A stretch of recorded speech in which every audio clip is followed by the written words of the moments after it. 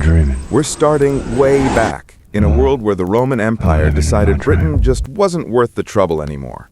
Because let's be honest, those legions had better things to do than deal with damp weather and disgruntled locals. So, in the year 410 AD, they packed up their sandals and their eagles, and they just sort of left.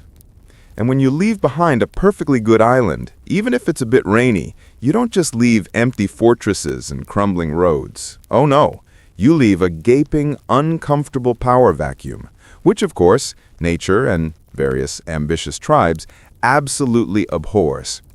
What unfolded from this rather casual abandonment wasn't exactly a neat, tidy transition. It was more like a slow, messy, utterly fascinating transformation. We're talking conquest, we're talking Christianity, we're talking kings who were occasionally quite kingly, and peasants who mostly just wanted to be left alone. We'll see magnificent cathedrals eventually poking their spires out of what were once just muddy fields, and knights who thought they were riding towards glory, but often found themselves riding straight into doom. It's the story of how a bunch of squabbling tribes eventually became a recognizable kingdom, how that kingdom managed to survive the rather aggressive attention of Viking longships, and then, because why not have a major plot twist, how it was completely conquered by Norman knights, which, as you can imagine, caused quite a stir. This isn't really about memorizing dates or thrilling battle narratives. No, we're keeping it low-key. This is about the vibe of medieval England. The smoke-blackened halls of Saxon warriors, the soaring arches of Gothic cathedrals, which definitely did not start out that way, and the desperate prayers of monks trying to copy manuscripts by flickering candlelight, which frankly sounds exhausting, and the slightly more energetic, thunderous charge of heavy cavalry at Hastings, which we will get to very, very calmly. We'll witness the inevitable rise and equally inevitable fall of dynasties, the surprisingly slow birth of parliaments, the gentle flowering of literature, and of course, the never-ending dance between the crown and the church, which, spoiler alert, was rarely graceful. But before we can appreciate all the grandeur that was to come, we first need to acknowledge the rather dark and fractured mess from which it all emerged. That Roman withdrawal, you see, left Britain utterly vulnerable, and perhaps most importantly, incredibly hungry for leadership. Because let's be honest, who wants to be left in charge of their own destiny when there are perfectly good warlords eager to take over? And into this rather inconvenient void stepped, peoples. Peoples whose names, somewhat surprisingly, still echo through our language and even our landscape today. These were warriors whose descendants, much, much later, would somehow end up ruling an empire upon which the sun, supposedly, never set. Though I imagine in Britain the sun still quite frequently set, or at least hid behind clouds. The eastern coastline, which the Romans had rather optimistically called the Saxon shore, perhaps hoping the Saxons would stay there, lay completely exposed to the bracingly cold gray waters of the North Sea. And across those very waters, beyond a rather ominous horizon where storm clouds frequently gathered like a very bad omen, restless tribes were getting ready for some journeys. Journeys that, as these things often do, would change absolutely everything. We're talking the Angles, the Saxons, the Jutes, and for good measure, the Frisians. These groups weren't just packing up on a whim. They were driven by a rather practical combination of population pressure, too many people, not enough snacks, climatic change, things were getting a bit chilly apparently, and that classic human trait, the eternal hunger for better lands. And Britain, post-Roman, with its fertile valleys and surprisingly defensible hills, looked like a pretty good option. So, they turned their collective eyes towards it. What followed wasn't your typical organized, single point of contact invasion. No, that would have been far too efficient for early medieval times. This was more like a centuries-long migration, a gradual but utterly unstoppable transformation of the British landscape. The newcomers weren't a unified army with a clear battle plan. They were more like Individual war bands, each following their own lord, each just trying to carve out their own little piece of this so-called promised land. And with them, they brought their gods, who were definitely not Roman, their laws, which were definitely not Roman, their languages, also not Roman, clearly, and their perfectly understandable dreams of establishing kingdoms that would, ideally, endure for generations. Meanwhile, the existing Romano-British population, those folks who had been living under imperial rule for, almost 4 centuries, found themselves facing a rather stark choice, a choice that, perhaps unluckily for them, would define the next 1,000 years. Some of them, sensibly enough, fled westward, up to the mountains of Wales and Cornwall, taking with them what little flickers of Roman civilization and Christian faith they could carry. Others, perhaps more pragmatic, or just tired, stayed put. They gradually adapted to new masters, new customs, new ways of understanding a world that had suddenly gotten very Germanic. And then there were others, because there always are, who decided to pick up arms. They fought in desperate attempts to preserve the world they had known, fighting battles whose outcomes would rather conveniently for later generations echo through legend and song. And it was during this particularly tumultuous period that a figure we now vaguely know as Arthur may have emerged. Not, mind you, as the shining knight of later much more romanticized tales. No, probably more like a grizzled, desperate war leader. Someone just trying to rally the Romano-British against the ever-advancing tide of Saxon settlement. Whether he was one single remarkably busy individual or simply a convenient collective memory of many such leaders, the Arthurian legend speaks to something rather profound about this specific moment in history, when the old world was definitely dying and the new world was absolutely struggling to be born. It's all rather dramatic, isn't it? But in a calm, sleep-inducing way. The Saxon kingdoms that eventually clawed their way out of this glorious chaos were frankly unlike anything Britain had experienced before. These weren't those sophisticated, paperwork-heavy administrative units that the Romans had been so fond of. Oh no, these were personal kingdoms, based quite literally on the bond between a lord and his warrior, or if you prefer, between a protector and his protected. The king wasn't some distant, marble palace-dwelling figure who occasionally sent out edicts. He was a war leader, someone who actually had to prove his worth in battle, which is, let's be honest, a rather high bar. He had to reward his followers with things they actually wanted, like gold and land, and perhaps most importantly, he had to embody the virtues his people held most dear, which usually involved being quite good at hitting things with an axe.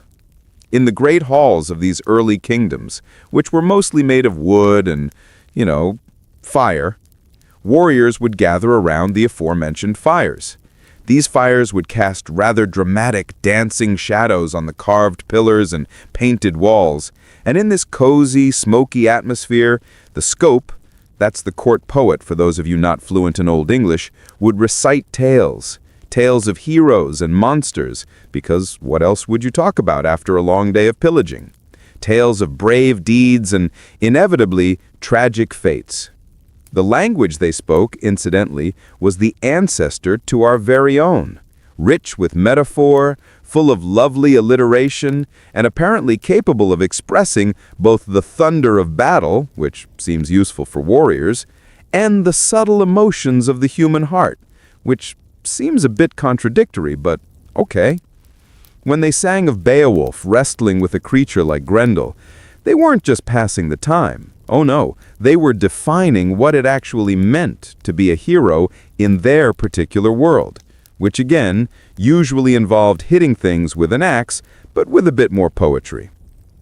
The religion of these early Anglo-Saxons was, as you might expect, just as complex as their society. They worshipped gods whose names, somewhat remarkably, still survive in our days of the week. You've got Tu, the one-handed god of war, because, of course, a god of war only needs one hand. There's Woden, the wanderer and seeker of wisdom. Thuna, the thunder god, who one assumes had a rather loud presence, and Free, the goddess of love and fertility, who one assumes had a rather different presence. These deities weren't your distant, perfectly sculpted classical gods of Rome. No, these were beings who actually struggled against fate. They faced their own mortality, because apparently even gods eventually have a bad day. They understood that even gods, when the world ends in fire and ice, must one day fall, which, frankly, sounds a bit grim for a bedtime story, but it's history, folks. It's not all sunshine and daisies. Yet, even as these rather robust pagan kingdoms were busily establishing themselves across the English landscape, another, entirely different force was quietly preparing to utterly transform them. You see, in the rather remote and rainy monastery, as the 9th century rather grimly progressed, the very nature of Viking activity began to undergo a significant change. What had started as merely seasonal raiding expeditions, a bit of fun in the sun, grab some loot, head home for winter, slowly evolved into something much more permanent. We're talking about the Great Heathen Army, which, in 865 AD, landed in East Anglia. This wasn't just another raiding party looking for a quick profit. Oh no, this was a force of conquest, a serious, long-term commitment. Led by legendary figures like Ivar the Boneless, a rather intimidating name, don't you think? And Halfdan. This army, with rather terrifying efficiency, systematically conquered kingdom after kingdom, effectively destroying the political structure that had, somewhat tenuously, governed Anglo-Saxon England for centuries. Because let's face it, nothing undermines a political structure quite like a very large army showing up and setting everything on fire. The response of the various English kingdoms to this rather existential threat varied quite dramatically. Some rulers, like poor old Edmund of East Anglia, chose martyrdom rather than compromising with the invaders, which, while noble, isn't exactly a long-term strategy for kingdom survival. Others, like the less than heroic nobility of Northumbria, simply fled. Or, perhaps more pragmatically, submitted. Because sometimes, when faced with overwhelming force, discretion really is the better part of valor. But in the Kingdom of Wessex, because every good story needs a hero, a different kind of response was quietly taking shape, under the rather remarkable leadership of a young king who would eventually become known to history as Alfred the Great. Yes, the Great. It's quite a title to live up to. Now, Alfred's greatness wasn't just about his military achievements, although to be fair, those were pretty considerable. No, his true genius lay in his rather profound understanding that simply defeating the Vikings required more than just winning a few battles. It required transforming English society itself, strengthening its institutions, and, crucially, creating a sense of shared identity. An identity that could actually unite the English people against their common, extremely persistent enemy. The story of how he managed to accomplish this rather impressive transformation, and how his later successes were built upon this incredibly sturdy foundation, would, rather predictably, define the next chapter in the epic, yet calming, tale of medieval England. But that, my friends, is a story for another gentle moment, as we continue our float through the mists of time towards the dawn of a new, slightly less Viking-infested age. The young king who would eventually save England from utter dissolution was, rather inconveniently, born into a world already thoroughly transformed by Viking steel. Alfred of Wessex, a name that would, rather deservedly, go down in history, came to the throne in 871, and he inherited not just a crown, which probably felt quite heavy, but a kingdom literally bleeding from countless wounds. The great monasteries that had once been vibrant centers of learning, and manuscript copying, let's not forget, lay in ruins. Their precious libraries were scattered to the winds, and their monks had either fled, which seems like a sensible option, or had, more tragically, been slain. The very foundations of Christian civilization, which had been so carefully constructed, seemed to be rather rapidly crumbling beneath the relentless weight of pagan axes, which for a devout king was probably quite distressing. Yet Alfred possessed something that many of his predecessors had unfortunately lacked: a vision that extended far beyond mere survival. He understood that the Vikings weren't simply raiders to be occasionally repelled. Oh no, they represented a fundamental challenge to the entire structure of English society. Their success lay not just in their undeniable military prowess, because they were indeed rather good at fighting, but in their clever ability to exploit the weaknesses of a fragmented political system. To defeat them, Alfred realized, he would need to forge something entirely new, something that had, somewhat astonishingly, never existed before in English history, which again is a rather tall order for a young king. The first major test of Alfred's rather considerable resolve came almost immediately, in the deep winter of 878. The Viking leader Guthrum, because Vikings apparently never took a holiday, launched a surprise attack on Chippenham, which was, rather inconveniently, where Alfred was trying to celebrate the feast of Twelfth Night. The assault was so sudden and so utterly overwhelming that the king himself barely escaped with his life. He ended up fleeing into the cold, damp Somerset marshes, reduced to little more than a fugitive in his own kingdom. For weeks, the entire future of England literally hung in the balance, as Alfred, presumably rather cold and hungry, hid in the wilderness. It's not exactly the glamorous life of a king, is it? But from this absolute nadir, this rock-bottom moment, Alfred, being Alfred, began to slowly weave the threads of recovery. Using the ancient system of beacons and messengers, which one assumes was a bit slower than modern WhatsApp, he sent word throughout Wessex. The message was simple: the king still lived, and, rather bravely, resistance was still possible. And the response he received was frankly remarkable. From humble villages and small farms, from the grander halls of minor nobles and the slightly less grand hovels of common soldiers, men began to gather.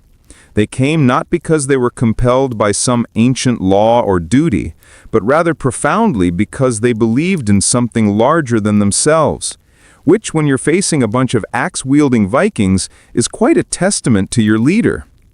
The Battle of Edington in May of 878 was more than just a simple military victory. It was, somewhat dramatically, a moment of national awakening.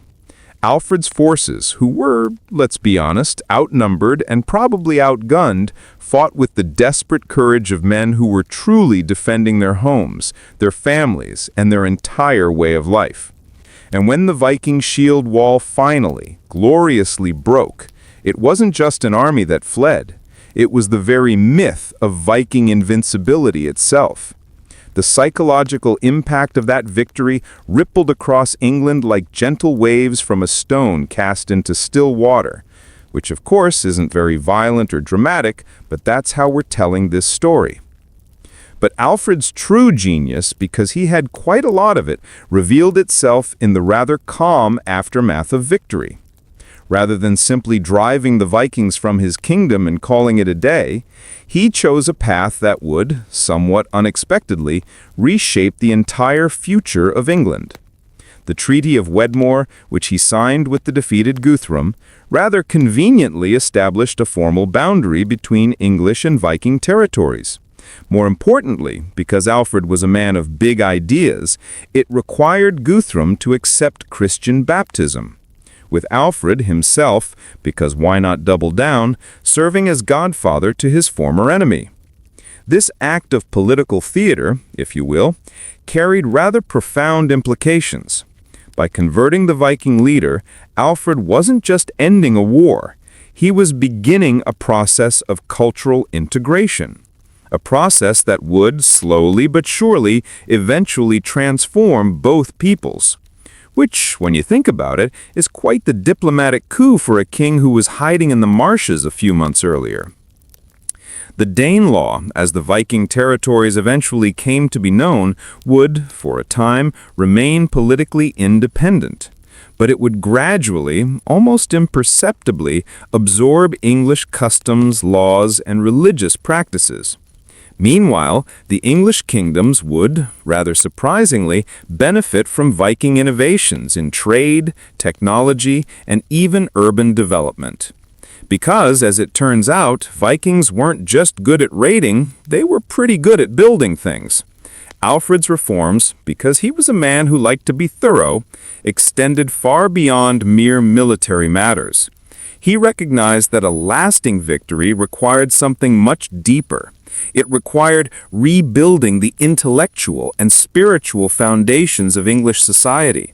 Remember those great monasteries that had been so gleefully destroyed?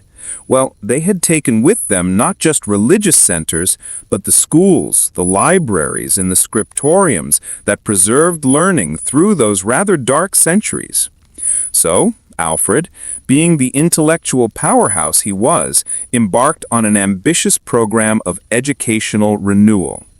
He personally translated key works from Latin into English, because apparently kings in the 9th century had time for personal translation projects. And he established schools where young nobles, probably rather reluctantly, could learn to read and write in their own language. The creation of the Anglo-Saxon Chronicle stands as perhaps Alfred's greatest cultural achievement. This year-by-year record of English history. The 10th century, surprisingly enough, witnessed the flourishing of a truly distinctive English culture. A culture that rather neatly combined Anglo-Saxon traditions, all that warrior stuff, you see, with Christian learning, all that monk stuff, you remember, and, somewhat unexpectedly, Viking innovations. Who knew raiders could be so inventive? The great monasteries, bless their architectural hearts, were rebuilt, often, because everyone likes an upgrade, on a grander scale than before. Manuscript illumination, that delicate art of decorating books, reached new heights of artistic achievement, producing works like the Benedictional of St. Ethelwold, works that could, without exaggeration, rival anything created in continental Europe. Because, England could do pretty pictures too. Architecture also quietly evolved. From those rather simple wooden structures of earlier times to sophisticated stone buildings. Buildings that demonstrated both considerable technical skill and, rather impressively, a genuine aesthetic vision. The English church, during this period, developed its own distinctive character, one that managed to balance a respectful nod to Roman authority with its own local traditions and customs, which, again, is a delicate dance. English missionaries and scholars, ever the travelers, journeyed throughout Europe, carrying with them not just Christian doctrine, but also all that lovely learning they'd preserved in their monasteries. The reputation of English scholarship, somewhat surprisingly, became so high that continental rulers regularly recruited English clerics to serve in their courts and schools. Because, having smart people on your payroll is generally a good idea. But perhaps the most significant development of this entire period was the gradual emergence of a truly national consciousness. Those various kingdoms that had once quite happily fought each other with the same ferocity they directed against the Vikings, slowly, inevitably, merged into a single political entity. The process, naturally, wasn't entirely without resistance, because, change is hard. But it was definitely aided by the shared experience of struggling against common enemies, and, of course, by the unifying influence of Christian culture, because nothing brings people together quite like a common threat and a shared belief system. The reign of Edgar the Peaceful, from 959 to 975, represented the rather pleasant culmination of this entire process. His coronation at Bath in 973 was, quite dramatically, attended by representatives from across the British Isles, including Scottish kings and Welsh princes who, rather conveniently, acknowledged his supremacy. The ceremony itself was carefully designed to emphasize the sacred nature of kingship, and, of course, the divine sanction for English rule, because in medieval times, God always seemed to be on the side of the guy with the biggest army, or at least the best PR. Edgar's crown, therefore, became a powerful symbol, not just of political power, but of the newfound unity of the English people under God, which again sounds rather comforting. The administrative system that quietly emerged during this period was, for its time, remarkably sophisticated. The country was divided into shires, each one governed by a sheriff, who, rather conveniently, answered directly to the king. Local courts handled all the minor disputes and petty crimes, while major cases, because there were always major cases, were referred to the royal court. A system of writs, which were basically written commands issued under the royal seal, allowed the king to communicate his will throughout the kingdom with unprecedented efficiency, which, one assumes, meant fewer misunderstandings about who was in charge. The economic prosperity of late Anglo-Saxon England was clearly reflected in the growth of towns and the rather extensive expansion of trade networks. London, which was apparently always rather busy, had become one of the major commercial centers of Northern Europe. Its merchants were cheerfully trading with partners from Ireland all the way to Russia, and the silver coins minted in English workshops were, rather impressively, accepted as currency from Scandinavia to the Mediterranean, a clear testament to the kingdom's growing economic strength and, crucially, its political stability, because, let's face it, stable coins mean a stable kingdom. Yet beneath this rather impressive facade of apparent success, tensions were, rather predictably, building. Tensions that would ultimately lead to the kingdom's rather sad downfall. The very success of English integration had somewhat ironically created new vulnerabilities. The unified kingdom was now a rather tempting target.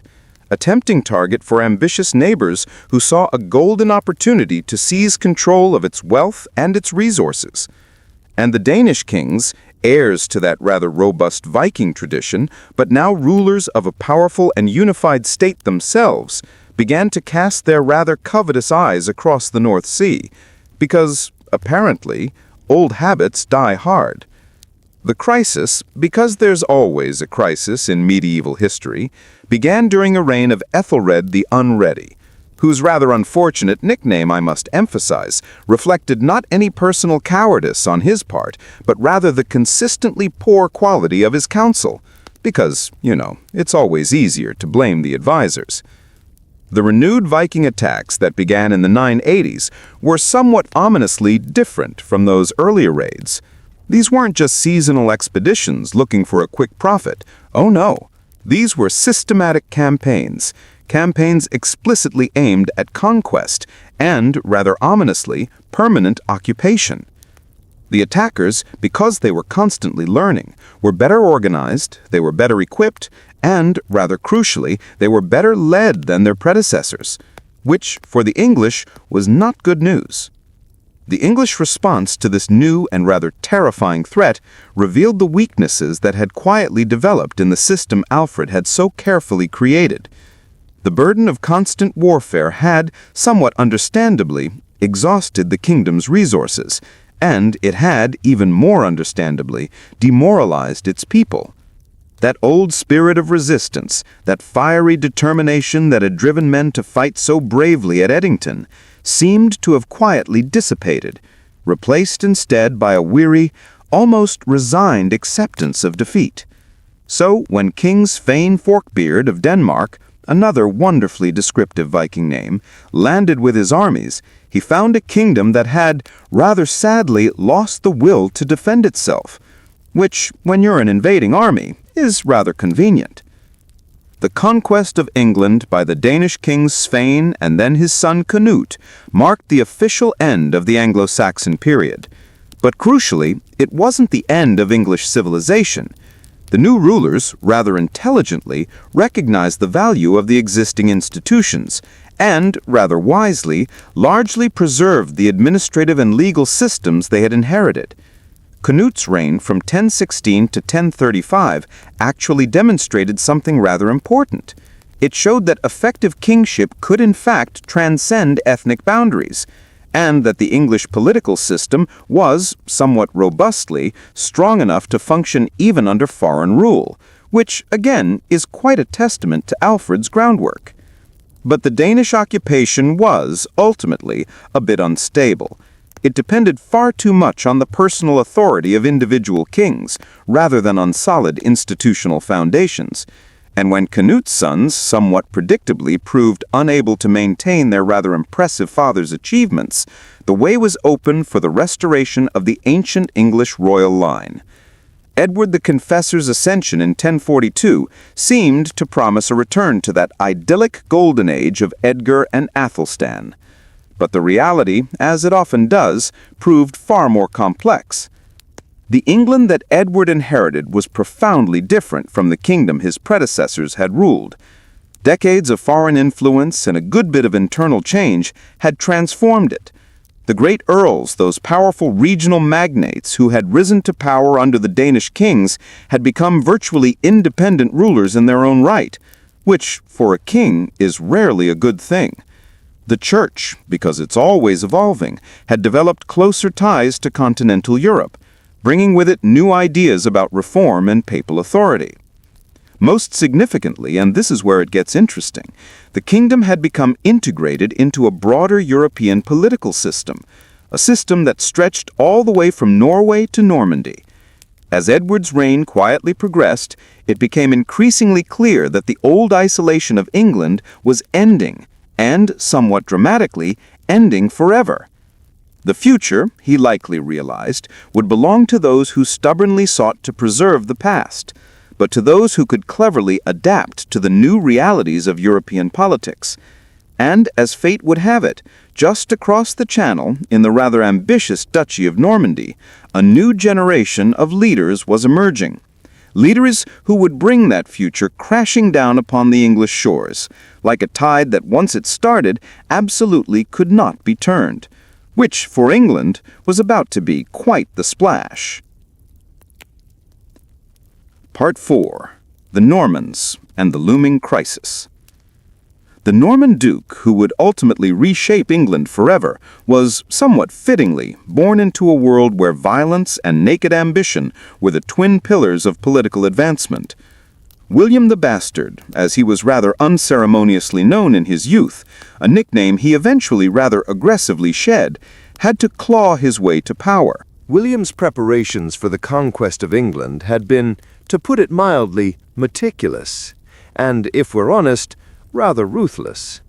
He had spent months diligently gathering allies, securing, rather impressively, papal approval for his claim, because God, apparently, was on his side, and assembling the largest invasion force Northern Europe had seen since the rather inconvenient days of the Roman Empire.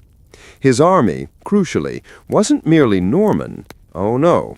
It included knights and infantry from across northern France, all united by the rather enticing promise of English lands, and of course, English gold. Because let's face it, money talks, even in medieval times. The papal banner that rather majestically flew above William's ships was perhaps his most valuable asset.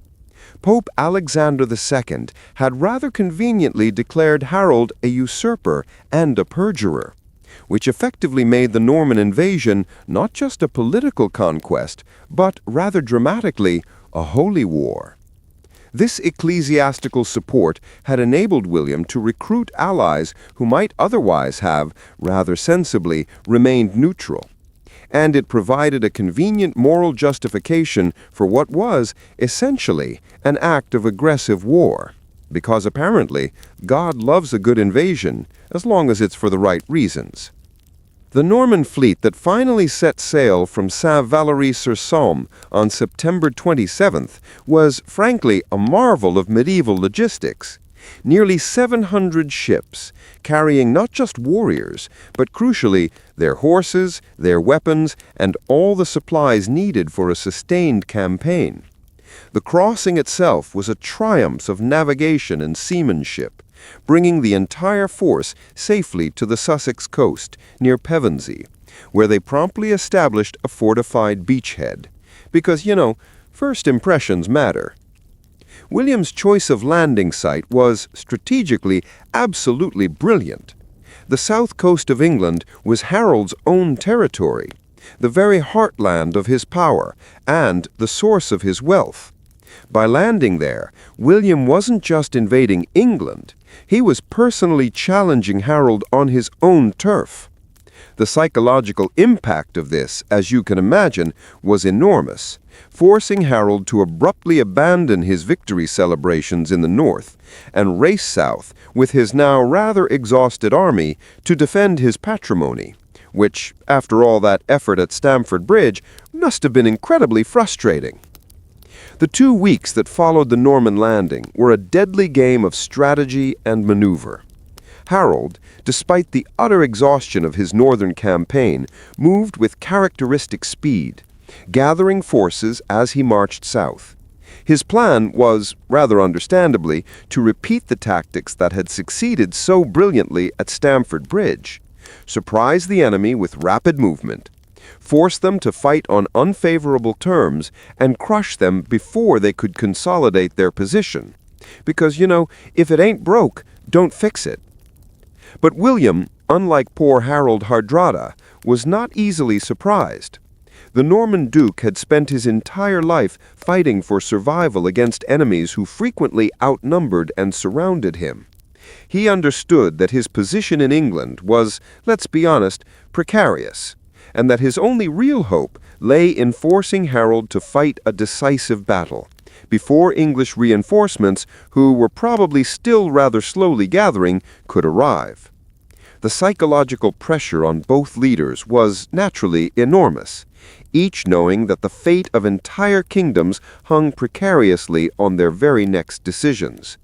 Not exactly a recipe for a restful night's sleep.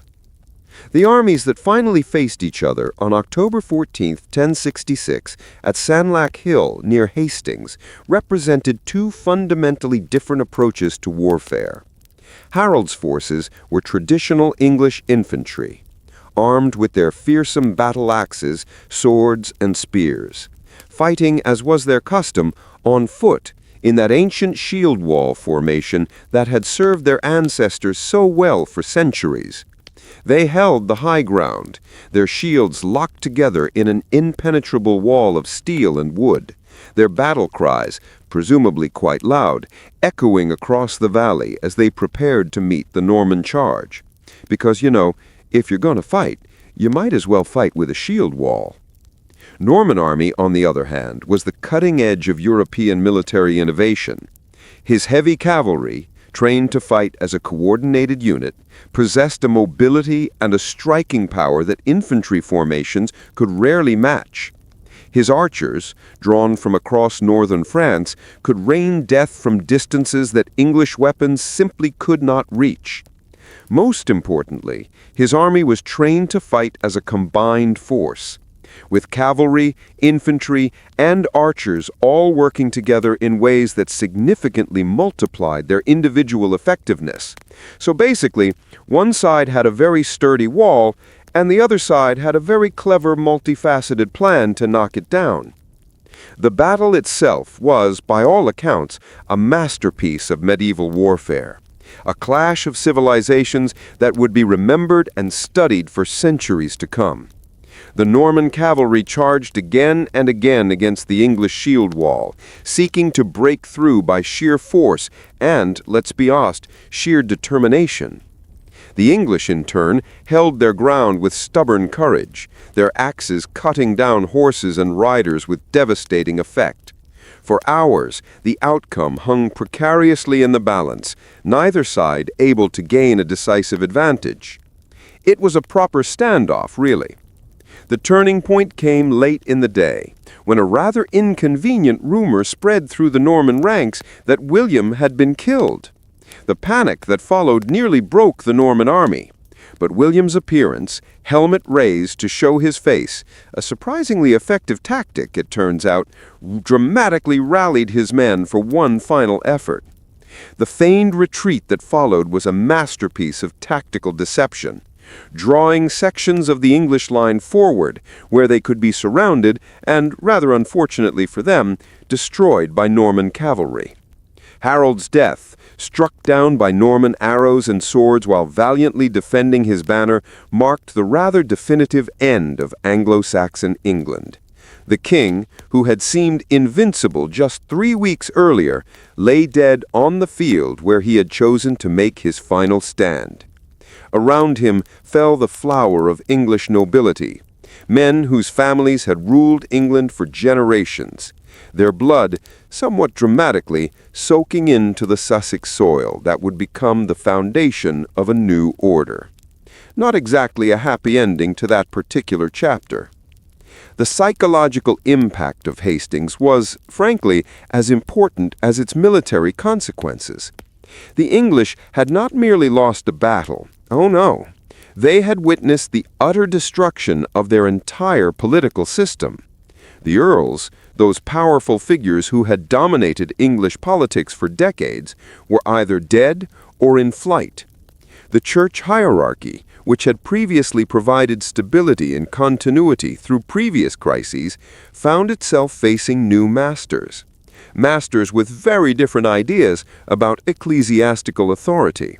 And most importantly, the English church, despite its formal submission, maintained its own traditions and loyalties that would, somewhat inconveniently for William, prove rather difficult to reshape. The years that followed the conquest would relentlessly test whether Norman military prowess could actually create the institutions necessary for lasting rule. The challenge wasn't merely to govern England. Oh no, it was to transform it. To create a new synthesis of Norman and English traditions, a synthesis that could somehow survive the death of individual kings and, crucially, the inevitable succession crises that had plagued both kingdoms.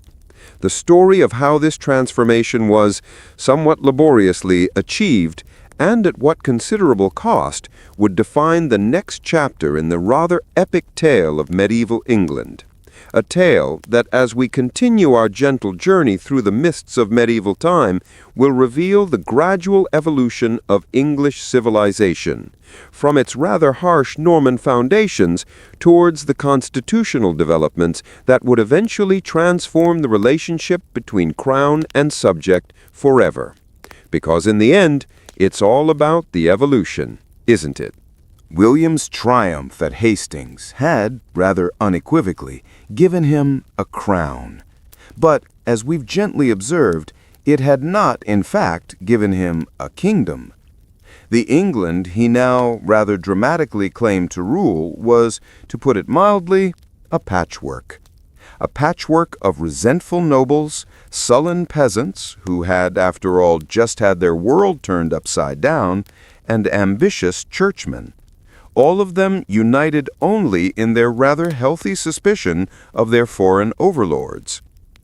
The Norman Duke, who had gambled absolutely everything on a single glorious battle, now faced the far more complex and decidedly less glorious challenge of transforming military conquest into something resembling legitimate rule, which, it turns out, is a much harder trick than winning a battle. The first major test, because there's always a test, came within mere months of the coronation. In the spring of 1067, while William was, rather unwisely, absent in Normandy, because he clearly thought everything was sorted, celebrating his victory and securing his continental domains, rebellion erupted across England, like wildfire in a very dry forest, which in medieval England was probably quite common. The earls who had, somewhat reluctantly submitted after Hastings, rather conveniently revealed their true intentions, raising their banners and, quite vocally, calling upon the English people to cast off the rather heavy Norman yoke. In the north, Edgar the Atheling, the last male heir of the ancient royal line, rather bravely emerged from exile to claim the throne that many still considered, quite rightly, to be his. These revolts weren't just mere expressions of wounded pride. Oh no. They were carefully coordinated attempts to exploit what appeared to be fatal weaknesses in Norman rule. The rebels understood that William's power depended entirely on his ability to maintain control of a relatively small force of foreign knights. Knights who were, let's be honest, scattered rather thinly across a very hostile landscape. If they could isolate these garrisons, overwhelm them piecemeal, and, crucially, prevent Norman reinforcements from crossing that rather choppy channel, they just might succeed in driving the invaders back to their ships, which for William would have been a rather humiliating ferry ride home. William's response to this rather inconvenient crisis, however, revealed the very qualities that had made him master of Normandy despite his rather unfortunate bastard birth. He returned to England with characteristic speed, bringing fresh troops, because you can never have too many troops, and a determination that bordered, frankly, on the fanatical. But this time, his approach was different. The magnanimous victor of Hastings had been replaced by a ruler who understood that mercy could rather easily be interpreted as weakness, and that lasting peace, unfortunately, might require a temporary reign of terror. Because sometimes you have to be mean to be effective. The campaign that followed was unlike anything England had experienced since those earlier Danish invasions. The Norman forces moved through the rebellious regions with systematic brutality, not merely defeating armies, that was the easy part, but utterly destroying the very foundations of resistance. Villages were burned, crops were destroyed, livestock was rather indiscriminately slaughtered. The Norman knights who had been trained from childhood in the delicate arts of war proved equally skilled in the grim business of pacification. They left behind a landscape so utterly devastated that chroniclers would later write of regions where, somewhat chillingly, no smoke rose from any hearth for decades to come. Not exactly a glowing review. The climax of this rather brutal campaign came in the winter of 1069, when the last great rebellion, because there's always a last great rebellion, erupted in Yorkshire. The northern earls, supported by a Danish fleet that had rather inconveniently appeared in the Humber, because why not have another invasion, seemed poised to recreate the triumphs of their Viking ancestors. For a brief, terrifying moment, it appeared that the Norman conquest might, somewhat dramatically, unravel completely. That William might suffer the very same fate that had befallen earlier invaders who had foolishly underestimated English resilience. But William's response, as was his wont, exceeded even his previous displays of ruthless efficiency. The harrying of the North, as it rather dramatically came to be known, was a campaign of deliberate devastation, a campaign that utterly transformed the Yorkshire landscape into a desolate wasteland. For months, Norman forces systematically destroyed everything that could possibly support human life. Mills were demolished, bridges were broken, salt was rather spitefully scattered on fields to prevent future cultivation. The population, understandably terrified, fled southward in desperate columns, carrying what few possessions they could save, leaving behind a silence that would quite literally endure for generations. The psychological impact of this campaign, as you can imagine, extended far beyond Yorkshire. Word of the devastation spread throughout England, carried by refugees whose hollow eyes and gaunt faces testified to the rather steep price of resistance.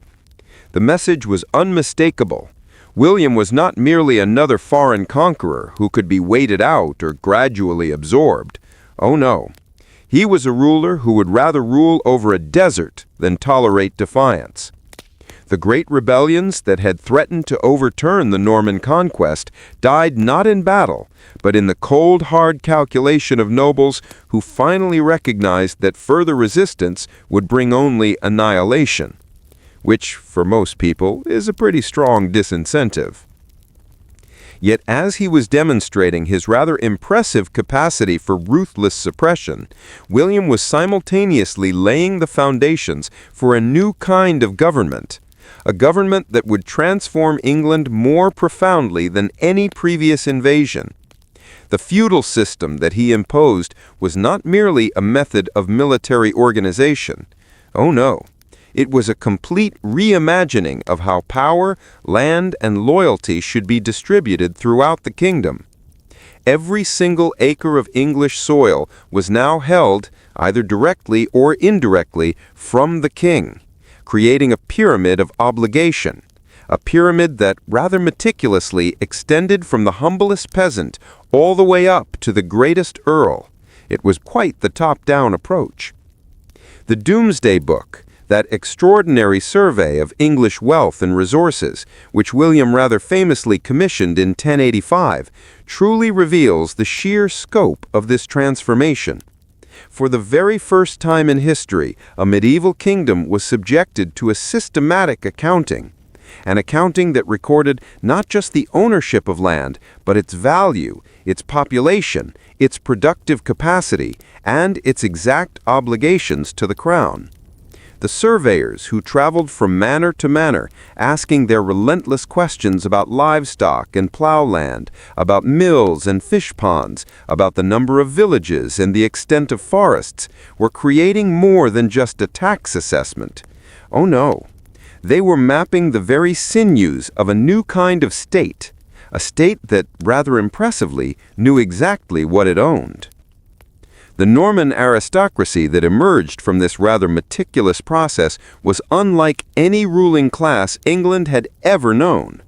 These weren't those traditional war leaders who had governed Anglo-Saxon kingdoms, bound to their followers by personal loyalty and the simple distribution of treasure.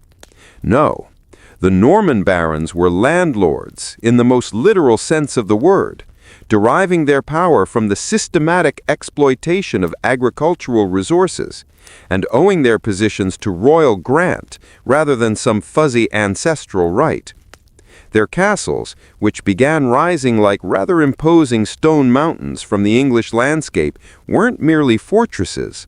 Oh no, they were centers of administration, symbols of a new order, an order that rather neatly combined military dominance with bureaucratic efficiency. Because, it's always good to be both strong and organized. The castle building that dramatically transformed the English landscape during the decades following Hastings represented more than just military necessity. These structures, ranging from the simple Motte and Bailey fortifications, which could be erected in mere weeks because efficiency, to the massive stone keeps that somewhat less efficiently required years to complete, were physical manifestations of Norman political theory. They dominated the surrounding countryside, not just militarily, but crucially psychologically. They were constant reminders that power had decisively passed into foreign hands, and that the old ways of resistance were frankly futile. The White Tower of London, rather famously begun by William himself in the years following his coronation, epitomized this new architectural language of power. Rising nearly 100 feet above the Thames, its massive walls constructed from imported William Rufus, who rather quickly secured the English throne through a combination of speed and, let's be honest, ruthlessness, proved to be a ruler whose personal vices rather aggressively threatened to undermine the considerable institutional achievements of his father. His notorious greed, for instance, his rather blatant contempt for the church, and his apparent lack of interest in producing an heir, which, for a king, is usually a pretty big job requirement, all created anxieties that extended far beyond the immediate circle of courtiers and nobles. The king, who treated the English church as merely a source of revenue rather than spiritual guidance, who happily sold bishoprics to the highest bidder and left sees vacant just to collect their revenues, seemed to embody everything that critics of Norman rule found most objectionable. He was, to put it mildly, not a very popular guy. The assassination of William Rufus in 1100, whether by accident, unlikely but possible, or design, much more likely, brought to the throne his younger brother, Henry, a prince who, rather conveniently, had spent his youth learning the subtle arts of governance rather than the more boisterous arts of war. Henry's reign, somewhat remarkably, would demonstrate that the Norman system could evolve and adapt, that the careful fusion of Norman efficiency with English traditions could, in fact, produce a form of government more sophisticated than either culture had achieved alone. But that, my friends, is a story that belongs to the next chapter of our calming tale, as we continue our gentle journey through the mists of medieval time. The young prince who would eventually become Henry I had spent his formative years, rather wisely, in the shadow of his more martial and probably more dramatic brothers, learning the subtle arts of administration and diplomacy, skills that would, rather fortuitously, serve him incredibly well when fortune finally placed the rather heavy crown within his grasp. Unlike his predecessors, who had mostly ruled through a combination of personal charisma and brute military force, Henry, being a thoughtful sort, understood something rather profound. He understood that lasting power required institutional foundations, foundations that could actually survive the inevitable death of individual kings, and crucially, the rather predictable succession crises that had plagued both Norman and English dynasties, which, as we've seen, were quite frequent. The Charter of Liberties that Henry rather shrewdly issued upon his accession was more than just a clever political gesture designed to secure noble support during the uncertain early days of his reign. Oh no, it was, rather impressively, a constitutional document. A document that established principles of government that would, somewhat remarkably, echo through English history for centuries. By promising to respect the laws of Edward the Confessor, a nice nod to the old ways, to limit the arbitrary exactions that had made his brother's reign so incredibly unpopular, and to govern according to established custom rather than his own personal whim, Henry was doing something quite revolutionary. He was creating a contractual relationship between the crown and its subjects, a relationship that represented a fundamental evolution in medieval political thought. Because, sometimes you need a contract. The administrative revolution that Henry quietly launched during his 35-year reign transformed the rather personal Norman system into something approaching a modern state. The Exchequer, that grand accounting office that somewhat whimsically took its name from the checkered cloth on which financial calculations were performed, became the nerve center of royal government. Here, sheriffs and other royal officials were called to account for their stewardship of royal resources, their receipts and expenditures meticulously recorded on parchment rolls, rolls that would, somewhat impressively, provide a continuous record of governmental activity for centuries to come, because, apparently, even medieval kings loved good bookkeeping. The justices who traveled throughout the realm in Henry's name were not merely settling disputes. Oh no, they were creating a coherent legal system, a system that would eventually supersede the rather confusing patchwork of local customs and traditions that had governed English society since immemorial. The decisions they rendered, the procedures they established, the precedents they set, all gradually accumulated into a robust body of law. A law that derived its authority not from ancient custom, but crucially, from royal command. This common law, as it rather simply came to be known, would become one of the most distinctive features of English civilization, because, as it turns out, everyone likes a bit of consistency in their legal system. The marriage to Matilda of Scotland, a princess who could trace her lineage all the way back to the Anglo-Saxon kings, was a master stroke of political symbolism, a stroke that helped to bridge the cultural divide between Norman rulers and English subjects. The wedding ceremony itself, conducted with unprecedented splendor at Westminster Abbey, loudly proclaimed to all observers that the Norman dynasty was not merely a foreign occupation, but a legitimate continuation of English royal tradition, which for the English was probably quite reassuring.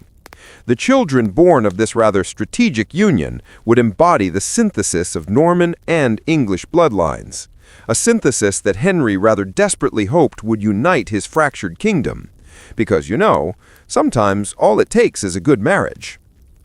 The economic prosperity that rather happily characterized Henry's reign was built on the solid foundation of agricultural innovation and commercial expansion that the Norman Conquest had made possible.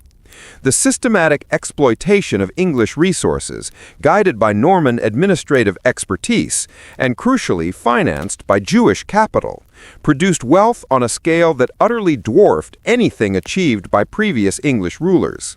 The silver mines of Cumberland, the wool markets of the Cotswolds, the grain fields of East Anglia, all rather enthusiastically contributed to a royal treasury that made Henry one of the wealthiest monarchs in Europe, which for a king is always a nice position to be in.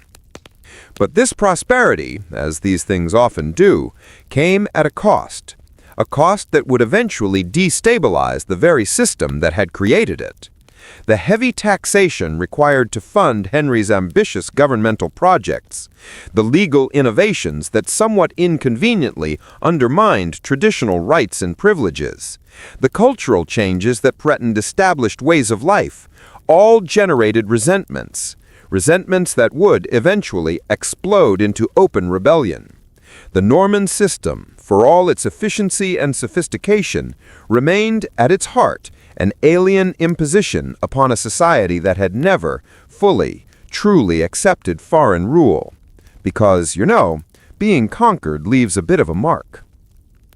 The tragedy that would ultimately destroy Henry's carefully constructed system began with a catastrophe that no amount of administrative skill could possibly have prevented. On November 25, 1120, the White Ship, carrying the very flower of Anglo-Norman nobility back to England from Normandy, struck a rock in the English Channel and, rather dramatically, sank, with the catastrophic loss of all aboard. Among the many victims was William Atheling, Henry's only legitimate son, and the heir upon whom the entire future of the dynasty depended. The king's grief at the loss of his son was matched only by his profound recognition of the political catastrophe that the disaster represented. Without a male heir, the elaborate system of government that Henry had so painstakingly created would face the very same succession crisis that had plagued his predecessors. The solution he chose, designating his daughter as his heir, was unprecedented in English history, and would, rather unfortunately, prove to be a decision that would plunge the kingdom into civil war. Because, apparently, medieval nobles weren't quite ready for a queen. The Empress Matilda, as she rather grandly came to be known after her marriage to the Holy Roman Emperor Henry V, was a woman of extraordinary intelligence and determination. She had been trained from childhood in the delicate arts of government. Her experience governing Italy during her husband's frequent absences gave her administrative skills that rivaled any contemporary ruler. But her very competence, combined with her gender, made her a rather threatening figure to the Norman barons who had grown accustomed to male rule and who feared that a, somewhat inconveniently, female monarch might somewhat inconveniently undermine their own authority. Because, change is hard, especially for medieval barons. The oath of allegiance that Henry extracted from his nobles, requiring them to accept Matilda as their future queen, was given reluctantly, and somewhat tellingly with mental reservations that would become rather painfully apparent the moment the old king finally died. The barons who swore to support her succession were already rather cynically calculating how they might benefit from the instability that would inevitably follow Henry's death. The most ambitious among them, Stephen of Blois, Henry's nephew and one of his most trusted advisors, was already quietly laying the groundwork for his own claim to the throne. Because, opportunities arise. When Henry finally died in 1135, allegedly from eating a rather unfortunate surfeit of lampreys, fish, The young prince, who would eventually become Henry II, brought to the English throne a rather potent combination of qualities. Qualities that, in hindsight, seemed almost specifically designed to restore the glories of his grandfather's reign, while, crucially, avoiding the rather dramatic pitfalls that had led to the anarchy. His Angevin inheritance had, somewhat impressively, given him control of territories that stretched all the way from the Scottish border down to the Pyrenees, making him rather undeniably the most powerful ruler in Western Europe, which, for a young king, is quite the starting position. His marriage to Eleanor of Aquitaine, a rather formidable woman in her own right, had conveniently added the wealth and cultural sophistication of southern France to his already vast domains. Most importantly, his education in the Norman tradition of efficient government had perfectly prepared him to rebuild the administrative system that civil war had somewhat inconveniently damaged, but not, thankfully, completely destroyed. The restoration that Henry II accomplished during the first rather busy decade of his reign was remarkable. Remarkable in its sheer scope and its impressive thoroughness. Those illegal castles, the adulterine castles that had so haphazardly sprouted during the anarchy, were rather decisively demolished. Their stones, because nothing goes to waste in medieval times, were repurposed to build churches and bridges that would actually serve the common good. The royal forests were restocked, presumably with deer, and their boundaries restored, providing both revenue and, rather pleasantly, recreation for the crown. The coinage was reformed, eliminating the debased silver that had circulated during the Civil War and establishing monetary standards that would, somewhat impressively, remain stable for centuries.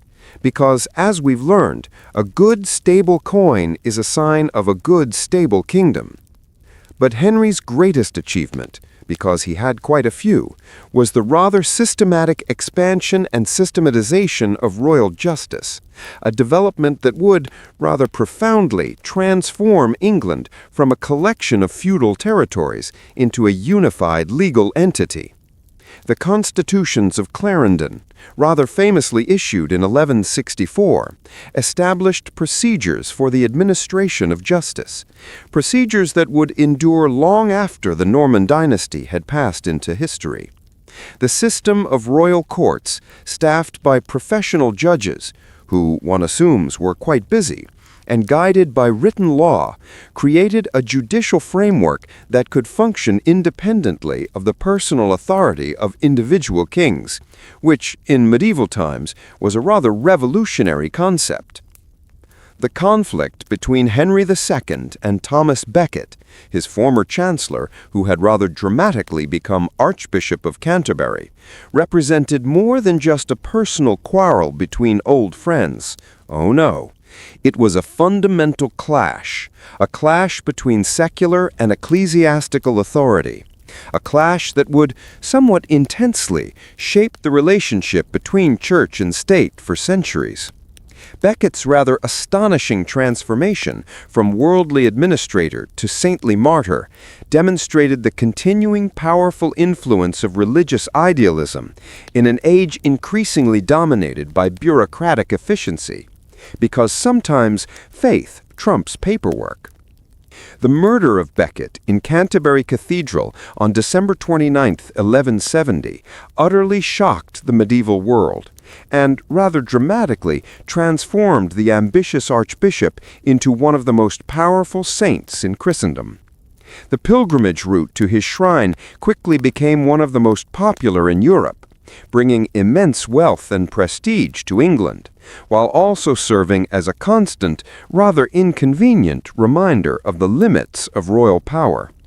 Henry's public penance at Becket's tomb, where he rather humbly submitted to scourging by the cathedral monks, demonstrated that even the most powerful medieval king was, in the end, subject to spiritual authority, which, for a king who liked to be in charge, must have been a rather humbling experience. The legal innovations of Henry's reign created the very foundation for constitutional development. Development that would, eventually, limit royal power in ways that the king himself could never have imagined. The writs and procedures that his justices meticulously developed to handle the increasing volume of legal business established precedents. Precedents that would gradually accumulate into a body of law. A law, crucially, independent of royal will. And the juries that were empaneled to determine facts in civil cases represented a truly revolutionary recognition. A recognition that ordinary people could, somewhat remarkably, participate in the administration of justice, which, for ordinary people, was quite a big step. The Angevin Empire that Henry created through a potent combination of conquest, strategic marriage, and convenient inheritance represented the high point of medieval English power and influence. From his court at Chinon or Angers, the king could command resources that utterly dwarfed those of any contemporary ruler. The wine of Gascony, the wool of England, the grain of Normandy, all enthusiastically contributed to a treasury that funded military campaigns, diplomatic initiatives, and architectural projects on an unprecedented scale. The troubadour culture of Aquitaine, the scholarly traditions of the Norman monasteries, the administrative expertise of the English government, all combined to create a cosmopolitan civilization. A civilization that attracted scholars, artists, and adventurers from across Europe. It was, shall we say, a very happening place. Yet the very extent of Henry's vast dominions contained the rather inconvenient seeds of their own destruction. The king who ruled territories that stretched all the way from the River Tweed to the Pyrenees found it increasingly difficult to maintain personal control over such vast distances. His sons, who were rather optimistically intended to inherit portions of this grand empire, grew impatient with their father's longevity and began to plot against him, with, rather helpfully, the encouragement of his enemies. And the queen, Eleanor of Aquitaine, who had brought Aquitaine to the marriage, rather dramatically became estranged from her husband and actively supported their rebellious children. Because, family drama is timeless. The Great Revolt of 1173 to 1174, when Henry's sons, somewhat ungratefully, allied with the King of France and the King of Scotland in a rather audacious attempt to partition the Angevin Empire, demonstrated both the strengths and weaknesses of the system Henry had created. The administrative machinery he had so carefully built proved capable of functioning, even when the king himself was fighting for his life in multiple theaters simultaneously, which, for a bureaucracy, is pretty impressive. The loyalty of the English baronage, which Henry had secured through a clever combination of legal reform and material reward, held firm against the most serious challenge to royal authority since the Norman Conquest, which, for the barons, showed remarkable restraint. The victory that Henry eventually achieved over his rebellious sons and their allies was complete, but rather tragically it was Pyrrhic. The king who had begun his reign as the most powerful ruler in Europe found himself increasingly isolated, suspicious of his own family, and utterly dependent on mercenary soldiers whose loyalty he knew could be bought, but never truly trusted. The legal system that he had so painstakingly created to strengthen royal authority was gradually developing its own momentum, creating precedents and procedures that would eventually constrain royal power in ways that no medieval king could ever have foreseen. Because, as it turns out, sometimes your own creations turn against you.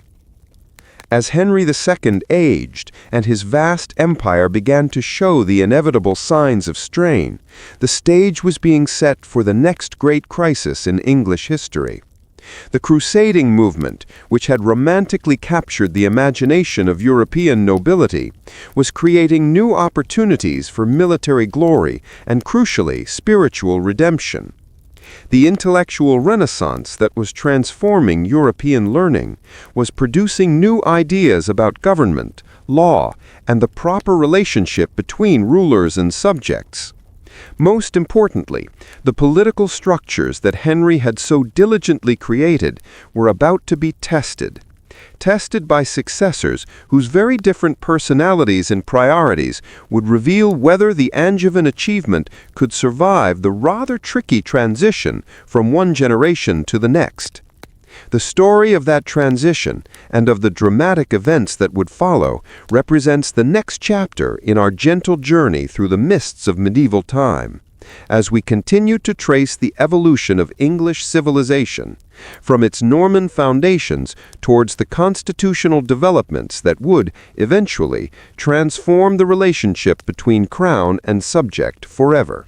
Because, as always, the journey continues. The death of Henry II in 1189 marked, rather unequivocally, the end of an era. Though few contemporaries could have fully understood the sheer magnitude of what was passing, the great king who had transformed England from a war-torn realm into the administrative center of a vast empire died at Chinon Castle, abandoned by his sons, and tormented by the rather grim knowledge that his life's work might not, in fact, survive him. His final words, reportedly cursing the day he was born, spoke to a deeper tragedy than mere personal failure. They revealed the impossible burden of medieval kingship, where the fate of entire nations often depended on the character and, crucially, the competence of individual men. Not exactly a relaxing thought, is it? The son who inherited this rather troubled legacy was rather dramatically everything his father had not been. Where Henry II had been cautious, calculating, and meticulously methodical, Richard was impulsive, romantic, and driven by dreams of glory that belonged more to the pages of chivalric romance than to the harsh, muddy realities of medieval politics. The new king, rather tellingly, spoke French as his native tongue, had spent most of his life in Aquitaine, and viewed England not as a homeland to be cherished, but rather pragmatically as a treasury to be emptied in pursuit of greater, more exciting adventures. Because for Richard, England was basically his personal ATM. Richard's rather singular obsession with the Holy Land and his fierce determination to reclaim Jerusalem from Saladin's armies reflected a fundamental shift in the priorities of European nobility. The crusading movement that had begun nearly a century earlier with Urban II's rather passionate call to arms at Clermont had evolved from a spontaneous outpouring of religious fervor into a sophisticated international enterprise. An enterprise that rather neatly combined spiritual motivation with practical politics. The Third Crusade, which Richard would rather heroically lead alongside Philip Augustus of France and Frederick Barbarossa of Germany, represented the culmination of this development. It was, in short, a very big deal. The preparations for this grand expedition consumed the first 2 rather busy years of Richard's reign, and demonstrated both the immense wealth that Henry II's administrative reforms had so diligently generated, and, rather ironically, the fragility of the very system that had produced it. The Saladin tithe, that revolutionary tax levied on all movable property to fund the crusade, showed how thoroughly the Norman administrative machine could extract resources from English society. But the resentment that this rather heavy taxation generated, the strain it placed on the economy, and the ample opportunities it created for corruption and abuse, all revealed the inherent limits of what even the most efficient medieval government could achieve. Because apparently, even medieval people had their limits when it came to taxes. The regency arrangements that Richard rather carelessly established before his departure for the Holy Land reflected his fundamental misunderstanding of the political forces that his father had spent decades learning to control. By foolishly dividing authority between his chancellor, William Longchamp, and his half-brother, Geoffrey, Richard created a system that virtually invited conflict rather than ensuring stability. The civil war that predictably erupted in his absence, though mercifully brief, demonstrated that the personal authority of the king remained the essential foundation of medieval government, regardless of how sophisticated the administrative apparatus might become. Because it turns out, having two people in charge who don't get along is rarely a good idea.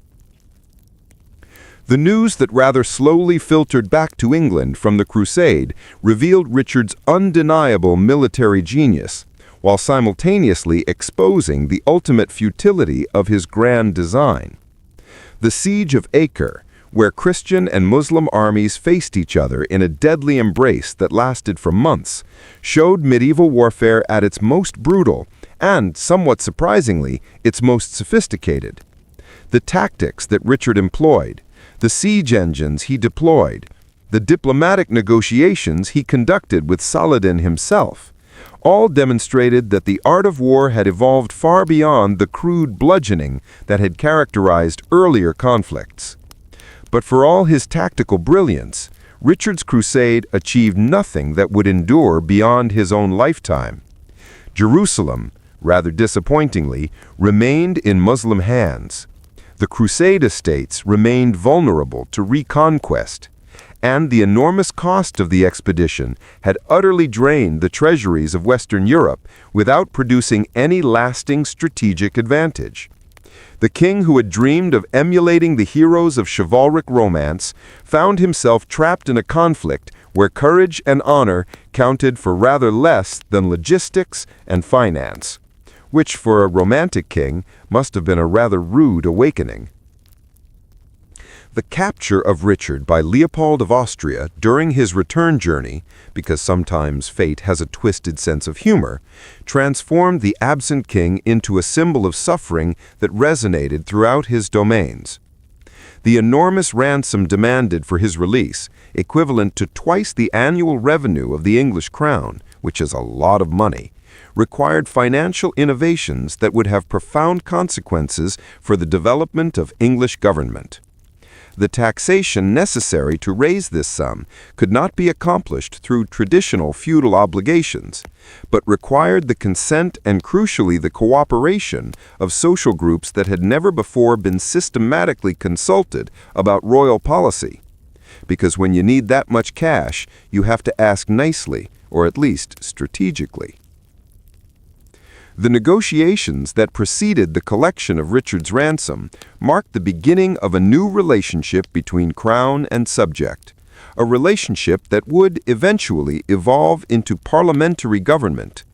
The assemblies that were summoned to approve the extraordinary taxation, the representatives who were called to London to speak for their communities, the arguments that were made about the limits of royal authority and the rights of subjects, all established precedents that would be remembered when future kings sought to extract resources from their reluctant people.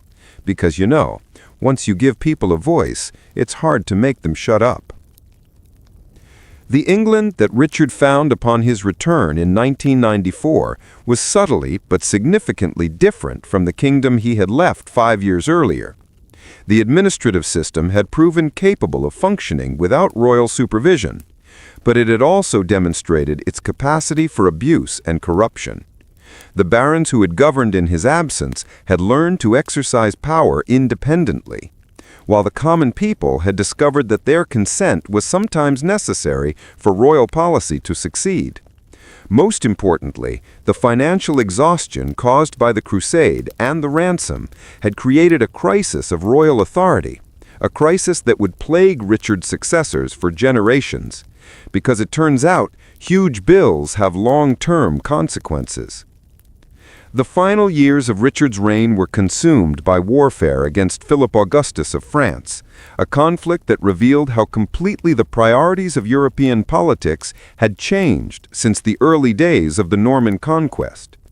Where William the Conqueror had invaded England to claim a throne he believed was rightfully his, Richard and Philip fought over territories and titles with a cynicism that would have shocked their predecessors. The art of war had rather sadly become an end in itself, divorced from the religious and feudal obligations that had once given meaning to medieval conflict. which, if you think about it, is a bit depressing. The death of Richard at the Siege of Challis in 1199, struck down by a crossbow bolt while rather pointlessly besieging a minor castle for reasons that remain unclear, seemed to epitomize the futility of his entire reign. The king who had been hailed as the greatest warrior of his age died pursuing a petty quarrel that had no real bearing on the larger interests of his kingdom. His final act of forgiveness towards his killer, a gesture that contemporaries saw as evidence of his nobility, could not disguise the fact that his death accomplished nothing and solved nothing. It was, in a word, rather pointless. The succession of John to the English throne marked the beginning of the most controversial reign in medieval English history. The youngest son of Henry II had spent his entire life in the shadow of his more glamorous brothers, earning the rather unfortunate nickname Lackland, because his father had struggled to find suitable territories for him to govern. His reputation for treachery, rather firmly established during his brother's absence on crusade, preceded him to the throne, and would, somewhat inconveniently, color every action he took as king. He was, let's be honest, not a fan favorite. John's early years as king were dominated by the struggle to maintain control over the Angevin Empire against the increasingly aggressive attacks of Philip Augustus. The loss of Normandy in 1204, that catastrophic defeat that cost the English crown its ancestral homeland, was more than just a military disaster. Oh no, it was a psychological blow, a blow that shattered the confidence of the Anglo-Norman nobility and forced them to choose between their English and their continental identity. Yet the regency government that was, rather quickly, established for the young Henry III demonstrated remarkable skill in rebuilding royal authority from the ruins of John's disastrous reign. Led by the papal legate Guala and the veteran administrator William Marshal, who was, by all accounts, an absolute legend, this government was surprisingly effective. The reissue of Magna Carta in a modified, slightly less offensive form, the skillful negotiation of peace with the French invaders, the gradual healing of the wounds that civil war had inflicted on English society, all showed that the institutional foundations of English government were, somewhat robustly, stronger than the personal failures of individual kings might suggest, because sometimes the system is bigger than the man.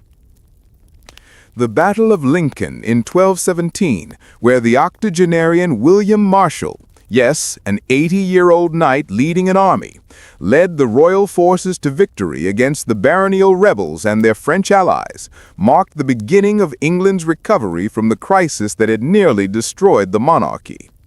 The elderly knight, who had served 4 kings with unwavering loyalty, demonstrated that the ideals of chivalric service could still inspire extraordinary achievements. His victory, achieved through a combination of tactical skill and moral authority, saved the Plantagenet dynasty, and, crucially, preserved the political innovations that would eventually transform medieval England. Because sometimes a really old knight saves the day. The minority of Henry III, which lasted until 1227, provided the much-needed breathing space for English institutions to recover from the trauma of John's reign. The slow process of rebuilding royal authority, the careful restoration of diplomatic relations with continental powers, the gradual healing of the wounds that civil war had inflicted on English society, all demonstrated the surprising resilience of the political system that the Normans had created and that the Angevins had refined. As Henry III approached his majority and prepared to assume personal control of the government, the England he inherited was profoundly different from the kingdom that his great-grandfather Henry II had ruled. The loss of the continental territories had forced the English nobility to identify more closely with their island home, while the financial pressures of constant warfare had created new forms of political consultation that would eventually evolve into parliamentary government. The legal innovations of the Angevin period had created a system of common law that transcended local custom, while the administrative machinery of the crown had proven capable of functioning even in the absence of effective royal leadership. The stage was set for the next great chapter in English constitutional development, as a new generation of kings and nobles would grapple with fundamental questions. Questions about the nature of royal authority, the rights of subjects, and the proper relationship between crown and community. Questions that would, somewhat intensely, shape the future of English civilization. The story of how these questions were answered and of the dramatic events that would follow awaits us as we continue our gentle journey through the mists of medieval time. The young king who came of age in 1227 inherited a realm transformed by crisis into something his predecessors could never have imagined. Henry III's England was no longer the sprawling continental empire that had once stretched from the Cheviot Hills to the Pyrenees, but an island kingdom, forced to discover its own identity within the rather snug confines of the sea. This transformation would prove to be not a diminishment, but a concentration, focusing English energies inward, toward innovations in government, law, and culture. Innovations that would eventually reshape the medieval world. Because sometimes being stuck on an island forces you to be creative. The personal rule of Henry III began with promise, but rather quickly revealed the contradictions that would define his long and, frankly, troubled reign. The king possessed genuine piety, refined artistic taste, and a sincere devotion to his subjects' welfare. Yet he somewhat crucially lacked the practical political skills that effective medieval kingship required. His love of magnificence led him to embark on architectural projects that rivaled those of the greatest continental monarchs, while his rather generous generosity to foreign relatives and favorites rather predictably created resentments that would poison his relationship with the English nobility for decades. He was, let's be honest, a bit of a soft touch. The rebuilding of Westminster Abbey, Henry's greatest architectural achievement, rather neatly exemplified both his vision and his limitations. The soaring Gothic arches, the intricate stone tracery, the jewel-like stained glass windows that transformed the ancient Saxon church into a monument worthy of European admiration, all demonstrated the cultural sophistication that English civilization had achieved. Yet the enormous cost of this project, funded through taxation that pressed heavily upon an already burdened population, revealed the king's frustrating inability to balance aesthetic ambition with political reality. Because sometimes a king just needs to pay for his pretty buildings. The provisions of Oxford, rather dramatically imposed upon Henry by his barons in 1258, represented a truly revolutionary attempt to limit royal authority not through personal constraint, but through institutional reform. The Council of 15 nobles who were empowered to oversee royal policy. The requirement that the king consult with his subjects before making major decisions. The establishment of regular meetings to review governmental actions, all created a framework for constitutional monarchy that was, frankly, centuries ahead of its time. Yet the provisions also revealed the fundamental tension between effective government and popular control, a tension that would rather persistently haunt English politics for generations.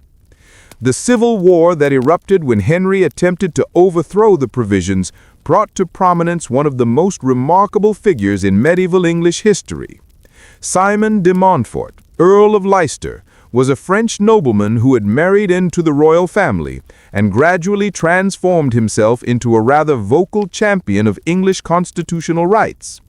His evolution from royal favorite to revolutionary leader reflected the broader changes that were transforming English society, as men who had once defined themselves primarily through personal loyalty to the crown began to articulate concepts of national identity and, somewhat daringly, popular sovereignty. because sometimes a Frenchman comes along and teaches the English about freedom. The Battle of Lincoln in 1217, where the octogenarian William Marshall, yes, an 80-year-old knight leading an army, led the royal forces to victory against the baronial rebels and their French allies, marked the beginning of England's recovery from the crisis that had nearly destroyed the monarchy. The elderly knight, who had served 4 kings with unwavering loyalty, demonstrated that the ideals of chivalric service could still inspire extraordinary achievements. His victory, achieved through a combination of tactical skill and moral authority, saved the Plantagenet dynasty, and, crucially, preserved the political innovations that would eventually transform medieval England. Because sometimes a really old knight saves the day. The triumph of Simon de Montfort was brief and ultimately tragic. The Earl, who had fought to limit royal power, found himself wielding authority that was hardly less absolute than that of the kings he had opposed. His reliance on foreign mercenaries, his rather blatant manipulation of popular assemblies, his increasing isolation from moderate opinion, all demonstrated the inherent difficulty of translating constitutional theory into practical governance. Because, as it turns out, leading a revolution is harder than it looks. The restoration of royal authority after Evesham was accomplished with a moderation that reflected the hard lessons learned from decades of civil conflict. The dictum of Kenilworth, which established the terms for the reconciliation of the rebels, demonstrated that both sides had come to understand the futility of pursuing absolute victory. The king, who had been humiliated by his subjects' rebellion, showed mercy to his former enemies, while the barons, who had challenged royal authority, accepted the restoration of traditional monarchy in exchange for guarantees of their customary rights. It was, shall we say, a mutually beneficial compromise. The reign of Edward I, who succeeded his father in 1272, marked the beginning of a new, rather energetic chapter in English history. The young king, who had learned the arts of war in the baronial conflicts of his youth, brought to the throne a potent combination of military skill, administrative competence, and political vision that would transform England into one of Europe's most formidable powers. His conquest of Wales, his intervention in Scotland, his rather extensive legal reforms, and his careful development of parliamentary institutions would establish patterns of English governance that would endure for centuries. Because, apparently, Edward was very good at setting precedents. The Welsh wars that occupied much of Edward's attention during the first decades of his reign were more than just military campaigns. Oh no, they were exercises in cultural transformation. Transformation that would reshape the Celtic periphery of the British Isles. The great castles that Edward built to secure his conquests, from Carnarvon to Conway, were not merely fortifications, but powerful symbols of English power, designed to overawe the Welsh people and demonstrate the permanence of their subjugation. The administrative system that he imposed upon Wales, with its English laws and English officials, gradually eroded the traditional Celtic customs that had governed Welsh society for centuries. It was, shall we say, a rather thorough takeover. The Scottish wars that dominated the later years of Edward's reign proved far more challenging than the Welsh campaigns had been. The death of Alexander III in 1286 and the subsequent succession crisis that brought Scotland under English suzerainty seemed to promise an easy extension of Edward's authority northward. But the Scottish nobility's fierce resistance to English rule, famously symbolized by the rebellion of William Wallace and later Robert Bruce, demonstrated that conquest and governance were two very different achievements. The battles of Stirling Bridge and Bannockburn would become symbols of Scottish independence and rather stark reminders of the limits of English power. Because, as it turns out, some people really don't like being conquered. The legal innovations of Edward's reign, famously embodied in the great statutes that bear his name, represented a systematic attempt to codify and rationalize the common law that had evolved during the previous 2 centuries.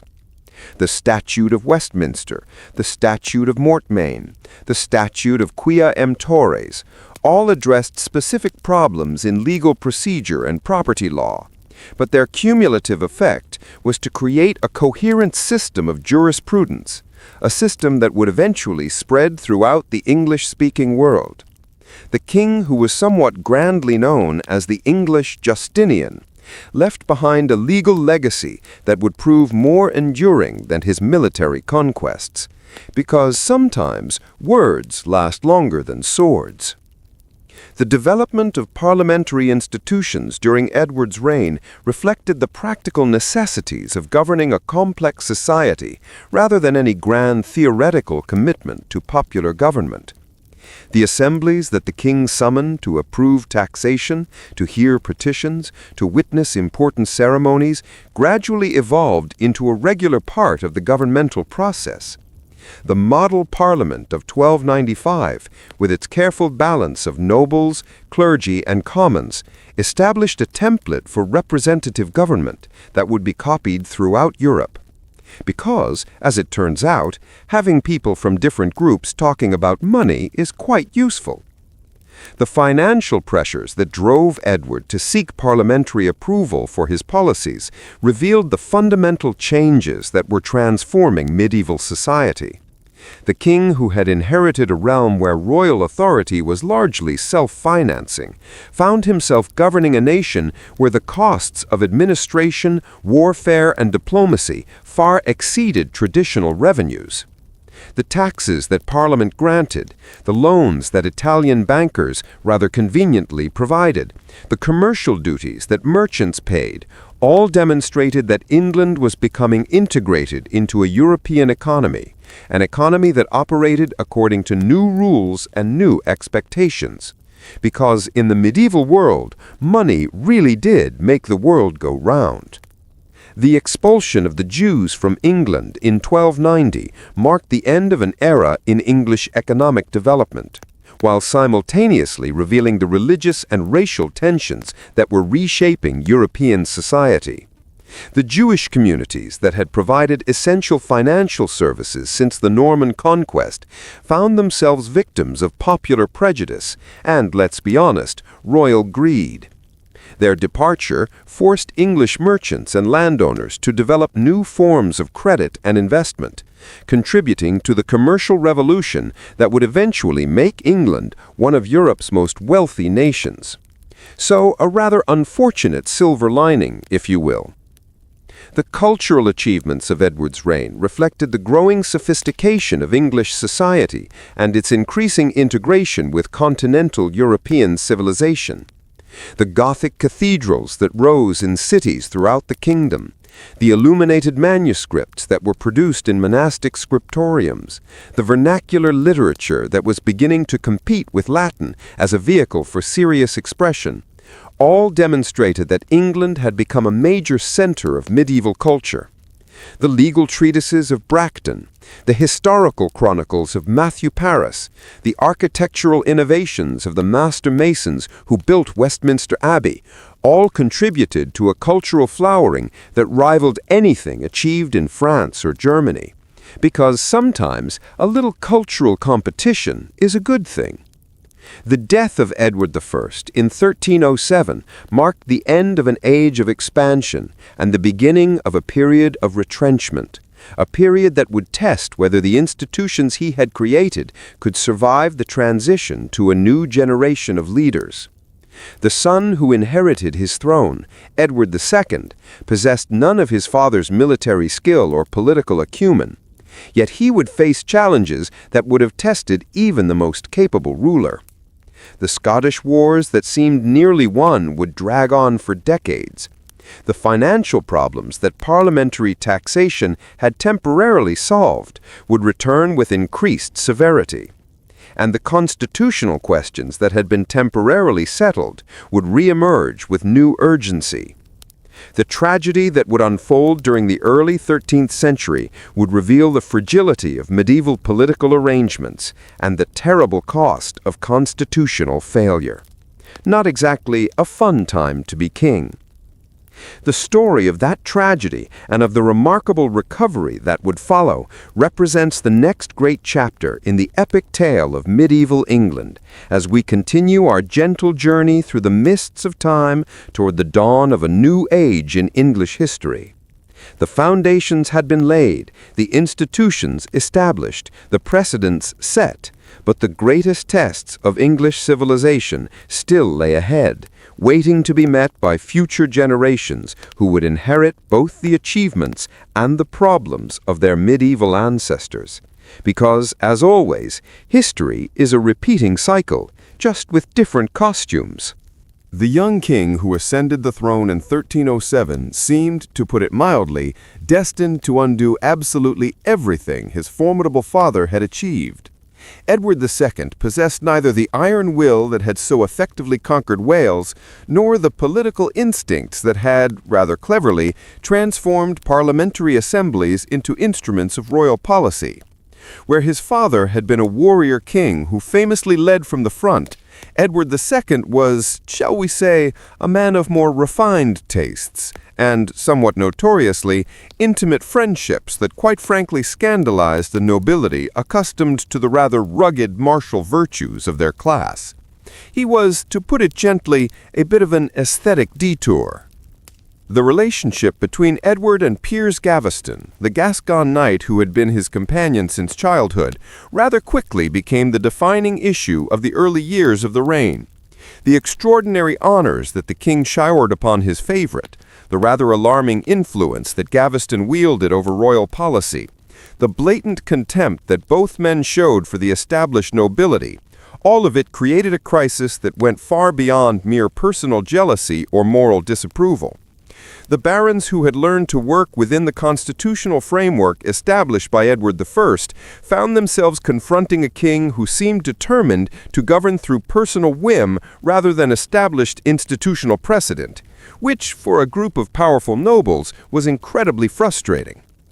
The ordinances of 1311, rather forcefully imposed upon Edward by his barons, much as the provisions of Oxford had been forced upon his grandfather, represented another rather valiant attempt to limit royal authority through constitutional means.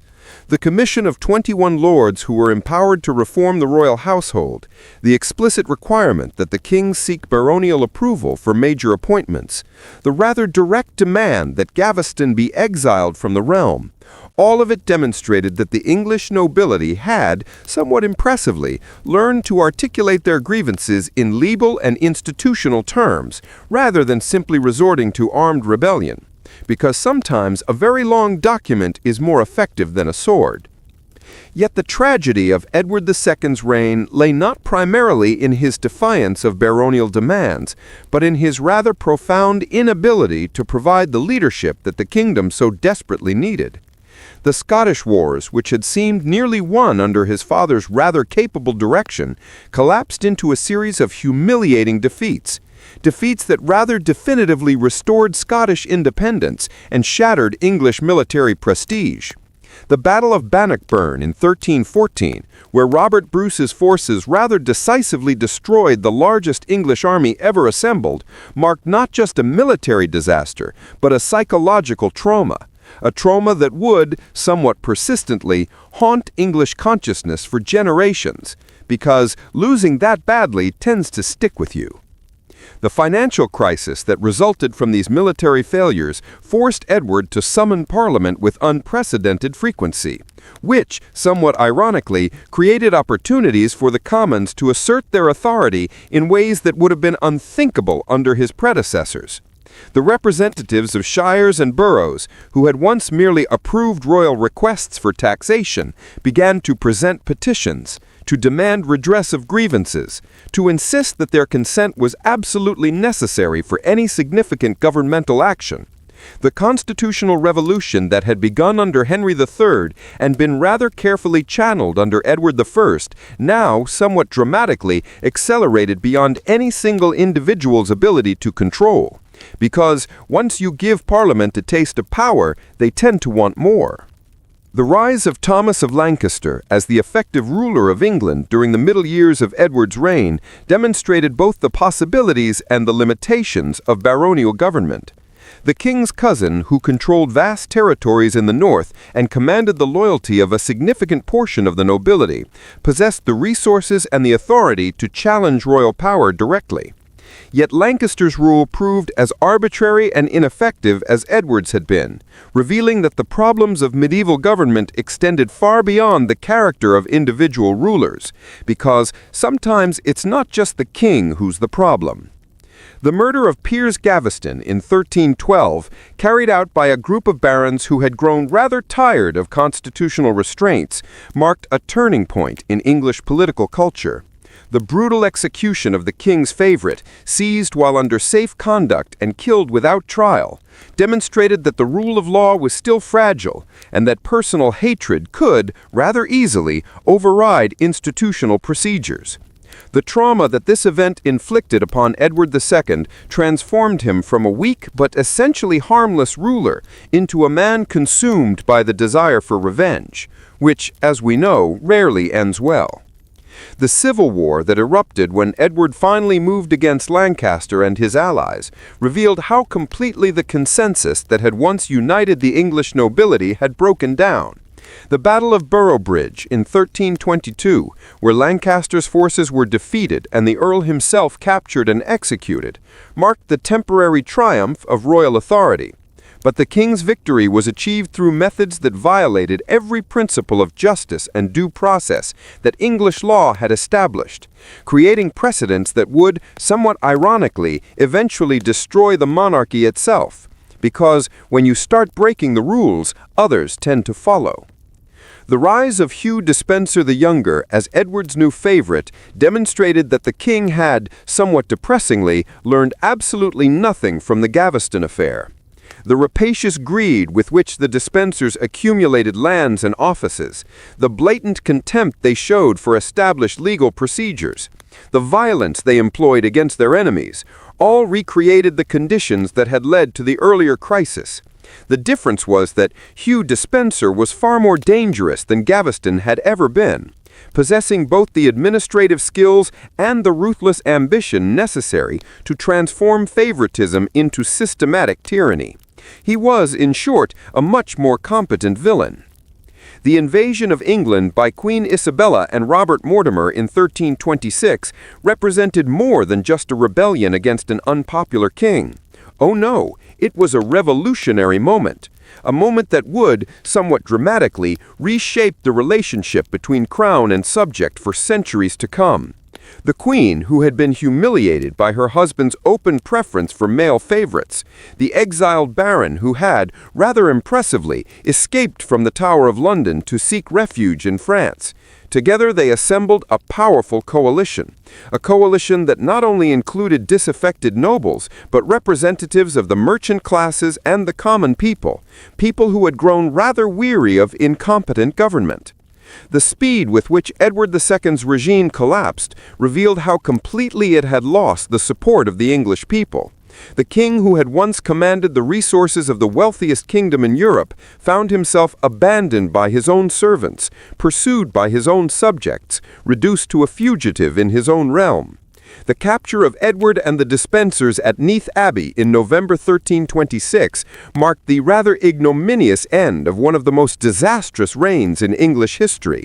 But it also raised profound questions about the nature of royal authority, questions that would, somewhat persistently, haunt English politics for generations.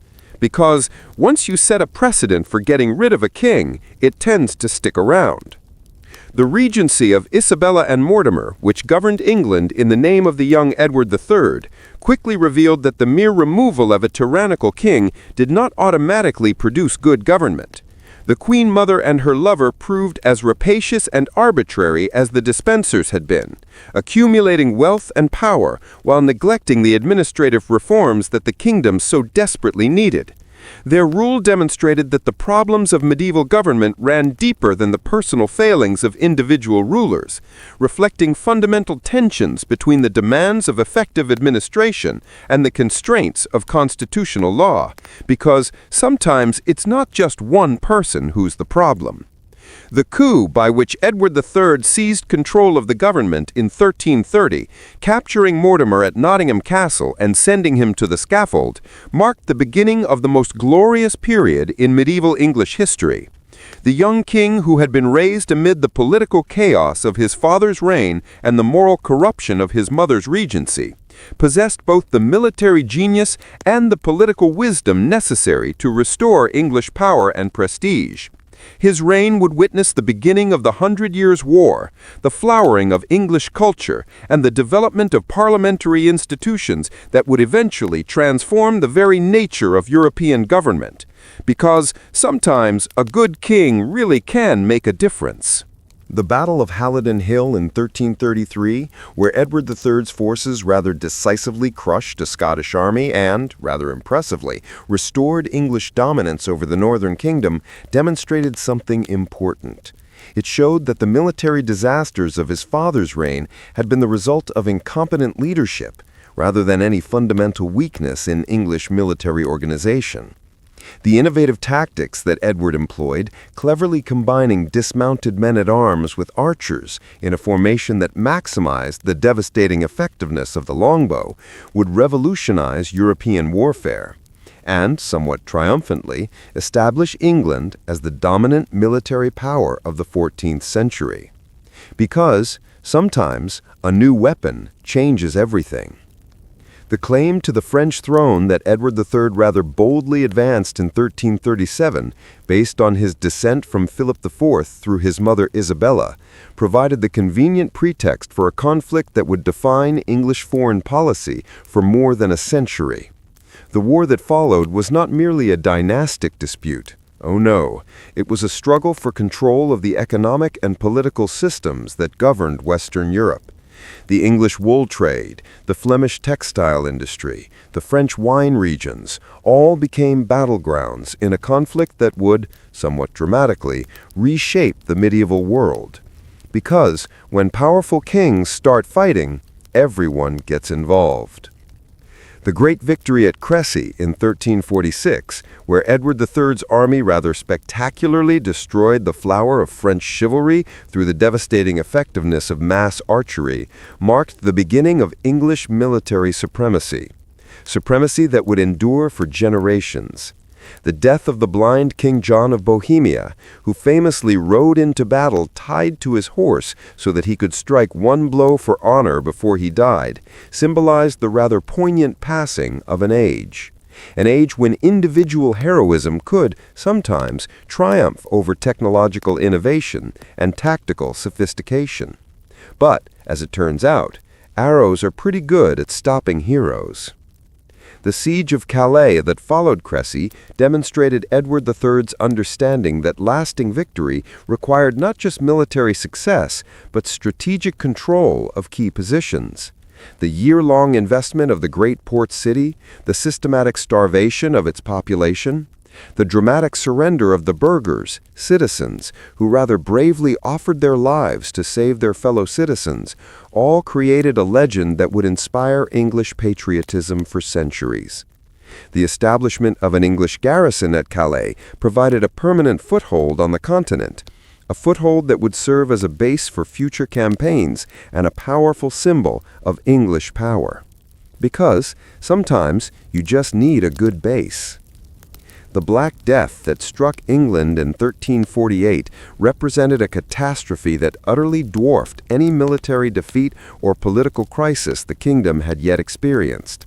The plague, which had originated in Central Asia and spread along the trade routes of the medieval world, killed perhaps a third of England's population, transforming every aspect of society in ways that would take centuries to understand fully.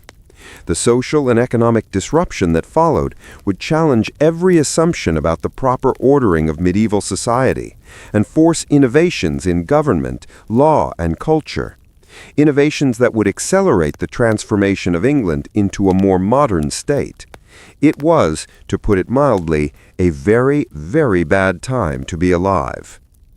The labor shortage that resulted from the plague's devastation gave the surviving peasants unprecedented bargaining power, leading to wage increases and social mobility that threatened the entire, rather rigid structure of feudal society. The Statute of Laborers, rather desperately passed by Parliament in 1351, represented a valiant attempt to freeze wages and social relationships at pre-plague levels. But the economic forces that the plague had unleashed proved stronger than any legislation could contain, creating tensions that would, eventually, explode into open rebellion. Because, as it turns out, you can't tell desperate people what to do forever. The renewal of the French War in the 1350s provided Edward III with opportunities to demonstrate that English military superiority had, somewhat remarkably, survived the plague's devastation. The Battle of Poitiers in 1356, where the Black Prince's forces captured King John II of France and rather thoroughly decimated the French nobility, confirmed that the tactical innovations pioneered at Crécy could be repeated with devastating effect. The ransom demanded for the French king's release provided England with resources that funded further military campaigns and magnificent cultural projects that rather proudly proclaimed English power to the world. Because, when you win big, you get to splurge. The Treaty of Bretigny in 1360, which rather generously granted England's sovereignty over Aquitaine and Calais in exchange for Edward III's renunciation of his claim to the French throne, seemed to mark the triumph of English arms and diplomacy. Yet the peace that followed proved more challenging than the war that had preceded it. The soldiers who had grown wealthy through plunder and ransom found themselves without employment, while the administrative challenges of governing vast territories in France tested the capabilities of English government in ways that purely military campaigns never had. Because, as it turns out, fighting is one thing, paperwork is another. The Good Parliament of 1376, which met in the final years of Edward III's reign, demonstrated how completely the political balance had shifted since the beginning of the century. The Commons, emboldened by their crucial role in financing the French wars, began to assert their authority in ways that would have been unthinkable under earlier kings. The impeachment of corrupt officials, the demand for regular accounting of royal expenditures, the insistence that taxation required genuine parliamentary consent, all established precedents that would, eventually, transform the very nature of English government. Because, once you get a taste of accountability, you tend to want more. The death of the Black Prince in 1376 and of Edward III himself in 1377 marked the end of an age of military glory and the beginning of a period of internal conflict. Conflict that would test whether the institutions created during the previous century could survive the transition to a new generation of leaders. The child who inherited the throne as Richard II would face challenges that would have tested even the most experienced ruler, while the barons who surrounded him would discover that the lessons of the past provided, somewhat ironically, imperfect guidance for the problems of the future. Because, as always, history rarely repeats itself exactly. The Peasants' Revolt of 1381, which rather spectacularly erupted during the early years of Richard II's reign, represented the culmination of social tensions that had been building since the Black Death. The poll tax that triggered the uprising was merely the final straw that broke the patience of a peasantry that had endured decades of oppression and exploitation.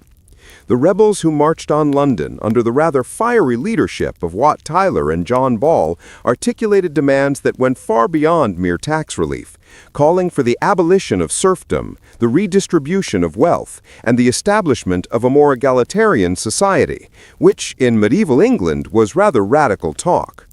The dramatic confrontation at Smithfield, where the young Richard II rather bravely faced the rebel leaders in person, demonstrated both the courage and the cunning that would characterize his reign.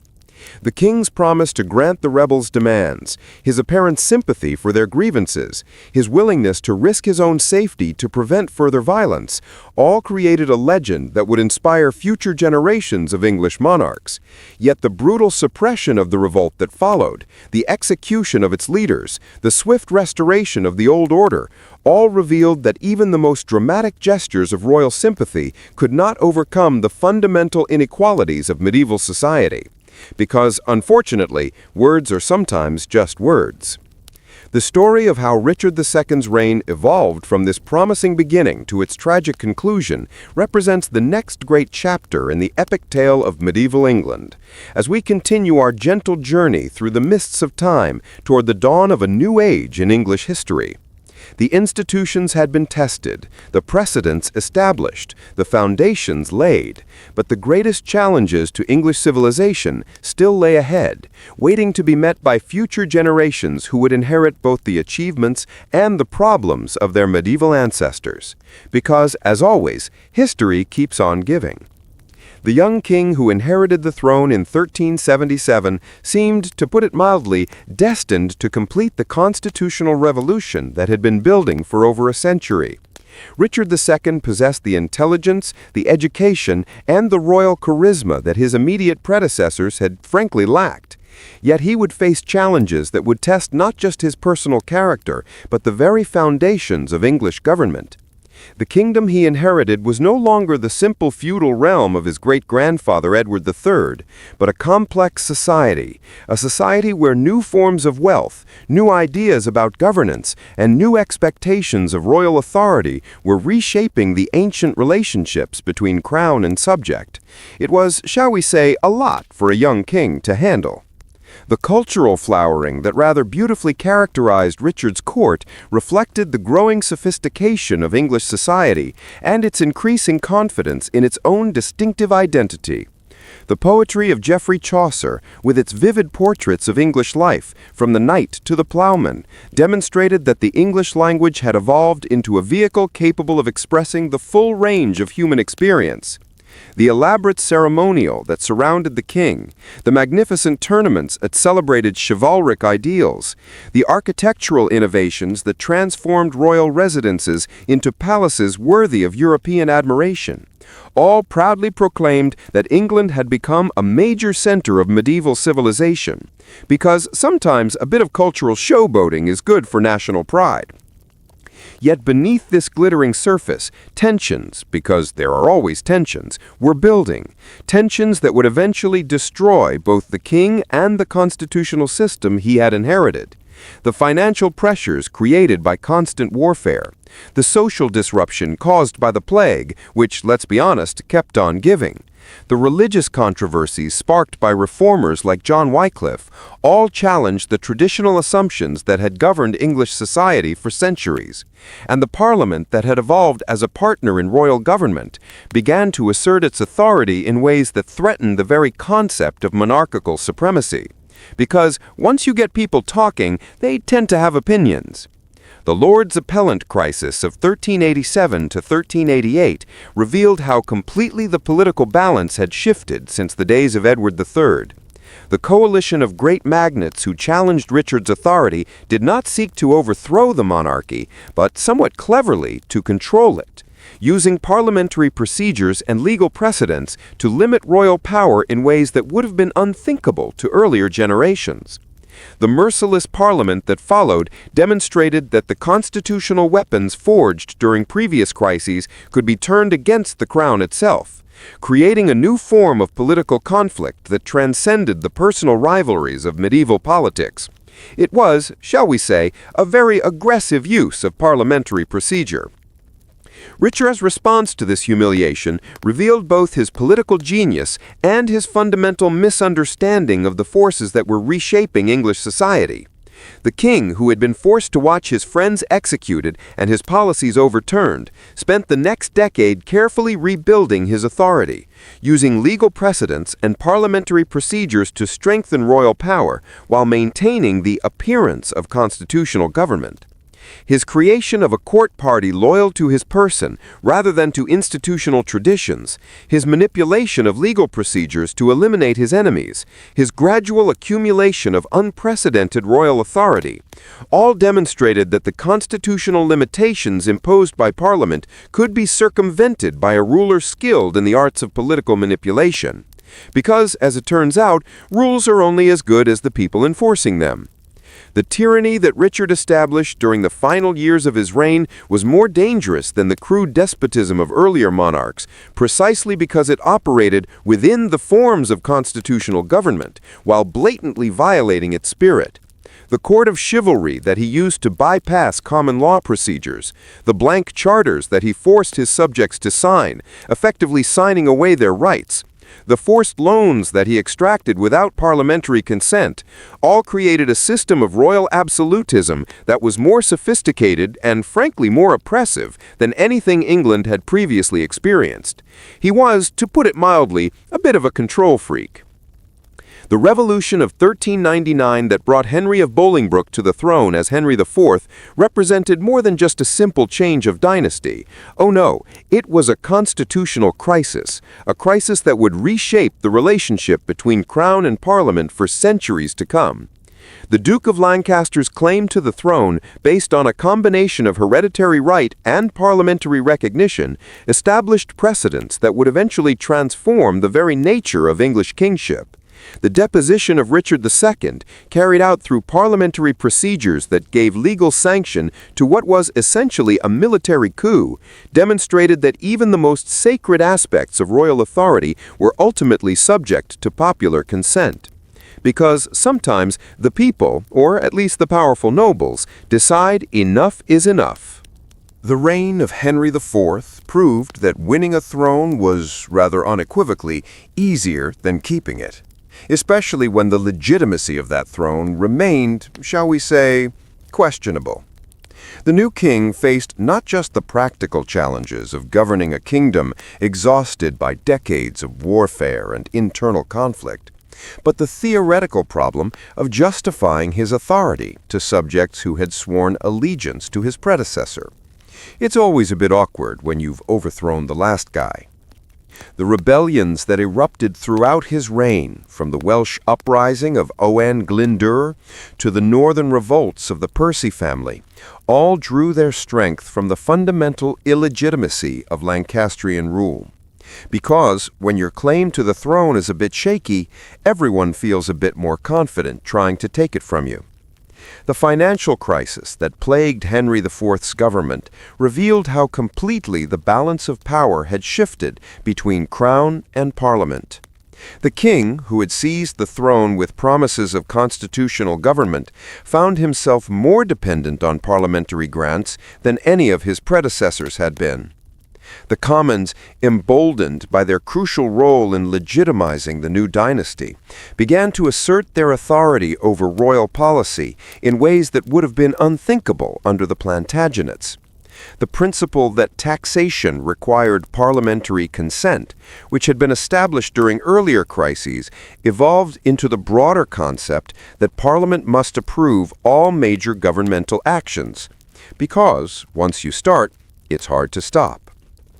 The accession of Henry V in 1413 marked the beginning of the most glorious period in medieval English history, as the young king who had spent his youth learning the arts of war and government proved capable of achievements that rivaled those of Edward III. The renewal of the French War, rather conveniently justified by claims that had been dormant for decades, provided Henry with the perfect opportunity to unite his divided kingdom behind a common cause, while also demonstrating that English military superiority had, somewhat remarkably, survived the constitutional upheavals of the previous generation. Because sometimes a good war is good for national unity. The Battle of Agincourt in 1415, where Henry's outnumbered forces rather spectacularly destroyed a French army that seemed invincible, became the defining moment of English medieval culture. The victory, achieved through a potent combination of tactical innovation, disciplined courage, and, some might say, divine favor, created a legend that would inspire English patriots for centuries. The longbowmen who stood their ground against charging knights, the dismounted men-at-arms who fought with desperate valor, the king himself who famously shared the dangers of his humblest soldier, all became symbols of English greatness that transcended the immediate military consequences of the battle. It was, in short, a very, very good day for England. The conquest of Normandy that followed Agincourt demonstrated that Henry V possessed not just the military genius necessary to win battles, but the administrative skills required to govern conquered territories. The systematic reduction of Norman strongholds, the establishment of English garrisons throughout the duchy, the creation of an administrative system that could extract resources while maintaining local loyalty, all of it showed that the English had, rather diligently, learned the lessons of their earlier continental adventures. The Treaty of Troyes in 1420, which rather grandly recognized Henry as heir to the French throne, seemed to promise the realization of English ambitions that had been frustrated for generations. Because sometimes you actually get what you wish for. Yet the very completeness of Henry V's triumph contained the rather inconvenient seeds of future disaster. The king who had united England behind his French ambitions died at the moment when his achievements seemed most secure, leaving an infant son, Henry VI, to inherit territories that could only be maintained through constant, exhausting warfare. The regency government that was established for Henry VI faced the impossible task of governing two kingdoms whose interests were fundamentally incompatible, while also managing a nobility that had grown accustomed to the profits of conquest and would not easily accept the limitations of peace. Because, as it turns out, little baby kings are not great at diplomacy. The gradual loss of the French territories during the minority of Henry VI revealed how completely English success had depended on the personal authority of individual kings. The Battle of Partey in 1429, where Joan of Arc's inspired leadership rather dramatically transformed French military capabilities, marked the beginning of a French recovery. A recovery that would eventually drive the English from all their continental possessions except, rather stubbornly, Calais. The siege of Orleans, the coronation of the Dauphin at Reims, the systematic reconquest of English strongholds, all demonstrated that the French had learned to combine religious enthusiasm with military innovation in ways that English commanders could not match. Because sometimes a truly inspiring leader changes everything. The return of English armies from France brought home not just defeated soldiers, but new ideas about government, society, and the proper relationship between rulers and subjects. The veterans who had grown wealthy through plunder and ransom found themselves without employment in a kingdom that offered few opportunities for advancement. The nobles who had commanded armies in France discovered that their military experience counted for little in the complex world of English politics. Most dangerously, the common soldiers who had seen their social superiors flee from battle began to question the assumptions about hierarchy and authority that had governed English society for centuries. Because when you see a duke run away, you start to wonder if he really deserves to be a duke. The mental illness that afflicted Henry VI beginning in the 1450s created a crisis of authority that would ultimately destroy the Lancastrian dynasty. The king, who had been raised to believe in the divine nature of his office, found himself unable to exercise the most basic functions of government, while the regents who governed in his name lacked the legitimacy necessary to maintain order. The factional conflicts that erupted as various nobles competed for control of the helpless king gradually escalated into the civil war that would be remembered as the Wars of the Roses. Because when the king is literally checked out, everyone else checks in. The Battle of St. Albans in 1455, where the Duke of York's forces defeated the royal army and, rather awkwardly, captured Henry VI himself, marked the beginning of 30 years of intermittent warfare. Warfare that would transform English society more profoundly than any foreign invasion. The conflict that followed was not merely a dynastic dispute. Oh no, it was a struggle between competing visions of English government.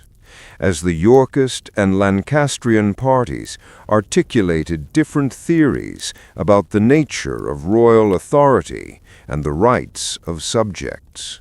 Because sometimes you have to fight over who gets to be in charge and how they get to be in charge. The deposition of Henry VI in 1461 and the coronation of Edward IV as king demonstrated that the precedents established during the Revolution of 1399 could be repeated whenever circumstances demanded. The young Yorkist king, who claimed the throne through a potent combination of military victory and hereditary right, represented a new generation of English rulers. Rulers who understood that successful monarchy required not just traditional legitimacy, but popular support. The administrative reforms that Edward IV implemented, the commercial policies that he pursued, the cultural patronage that he provided, all showed that the English monarchy was evolving into something more modern and more powerful than its medieval predecessors. He was, in short, building a stronger state. The brief reign of Edward V in 1883 and his mysterious disappearance in the Tower of London, along with his brother, the Duke of York, because, why not a double mystery, created the final crisis of the medieval period. The usurpation of Richard III, justified through rather dubious claims about the illegitimacy of his predecessor's children, demonstrated that the constitutional principles established during previous centuries could still be manipulated by ruthless individuals who understood the weaknesses of the system. The rebellion that erupted against Richard's rule, the invasion of Henry Tudor, a somewhat unlikely contender, the Battle of Bosworth Field, where the last Plantagenet king died fighting for his crown, all marked the decisive end of the medieval age and the very beginning of the Tudor period, because sometimes all it takes is one last battle. As we gently reach the end of our journey through the mists of medieval time, we can clearly see how the threads of this great tapestry have been woven together across nearly 1,000 years of English history. The Anglo-Saxon kingdoms that somewhat bravely emerged from the ruins of Roman Britain, the Norman Conquest that so dramatically transformed English society, the Angevin Empire that stretched from Scotland to the Pyrenees, the constitutional developments that, somewhat surprisingly, limited royal power, the cultural flowering that produced Chaucer and those magnificent cathedrals, the military triumphs that rather proudly made England a European power, the civil wars that relentlessly tested every institution, all of it contributed to the creation of a civilization that would, eventually, spread across the globe.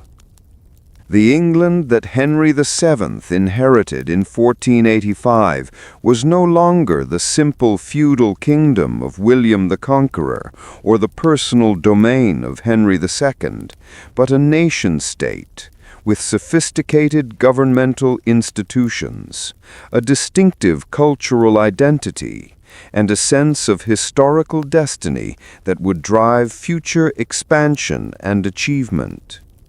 The parliament that had evolved from those medieval assemblies would eventually become the mother of democratic institutions worldwide. The common law that had emerged from Anglo-Saxon custom and Norman efficiency would spread throughout the English-speaking world. The language that had absorbed influences from Latin, French, and Germanic sources would become the vehicle for a literature that would be read and admired wherever human beings sought to understand the complexities of existence.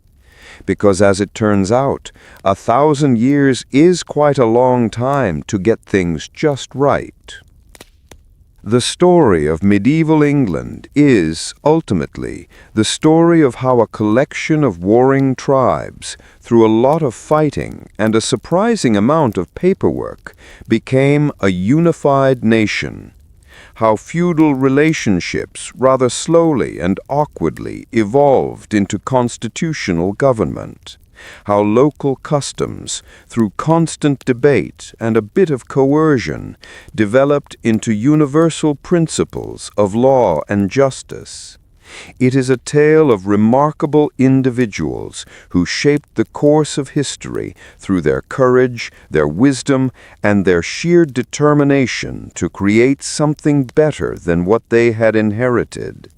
But it is also the story of ordinary people, farmers and craftsmen, merchants and soldiers, who built the foundations of modern civilization through their daily labor and their willingness to defend the institutions that protected their rights and freedoms.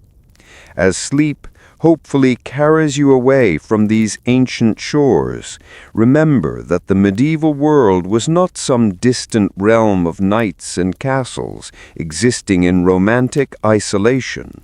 Oh no, it was the very foundation upon which our modern world was meticulously built. The freedoms we enjoy, the laws that protect us, the institutions that govern us, all trace their origins back to those misty centuries when England was young, and the future was being written in the deeds of men and women whose names still echo softly through the halls of history. In their struggles and triumphs, their failures and achievements, we can see reflected our own eternal human quest, the quest to create order from chaos, justice from oppression, and hope from despair. The medieval age had ended, but its legacy would endure forever, carried forward by succeeding generations who would build upon the foundations that their ancestors had laid with such courage and determination. The mists of time may obscure the details of individual lives, but the great themes of human aspiration and achievement that defined medieval England continue to inspire and guide us as we face the challenges of our own age. In the end, that is perhaps the greatest gift that the medieval world has given us. The knowledge that ordinary people can achieve extraordinary things when they are united by common purpose and sustained by unshakable faith in the possibility of human progress. And with that, my friends, I hope you've had a nice, relaxing journey through medieval England. Sleep well. Hey guys! All right, settle in. Dim the lights, maybe grab your favorite blanket, and let's just drift. Tonight we're going to gently float through nearly 1,000 years of medieval England. No sudden jolts, no loud noises, just a steady, calm meander through some seriously old history. Think of it as a very long, very detailed bedtime story, but with more kings behaving badly. We're starting way back in a world where the Roman Empire decided Britain just wasn't worth the trouble anymore. Because, let's be honest, those legions had better things to do than deal with damp weather and disgruntled locals. So, in the year 1410, they packed up their sandals and their eagles, and they just they left. And when you leave behind a perfectly good island, even if it's a bit rainy, you don't just leave empty fortresses and crumbling roads. Oh no. You leave a gaping, uncomfortable power vacuum, which, of course, nature, and various ambitious tribes, absolutely abhors. What unfolded from this rather casual abandonment wasn't exactly a neat, tidy transition. It was more like a slow, messy, utterly fascinating transformation. We're talking conquest, we're talking Christianity,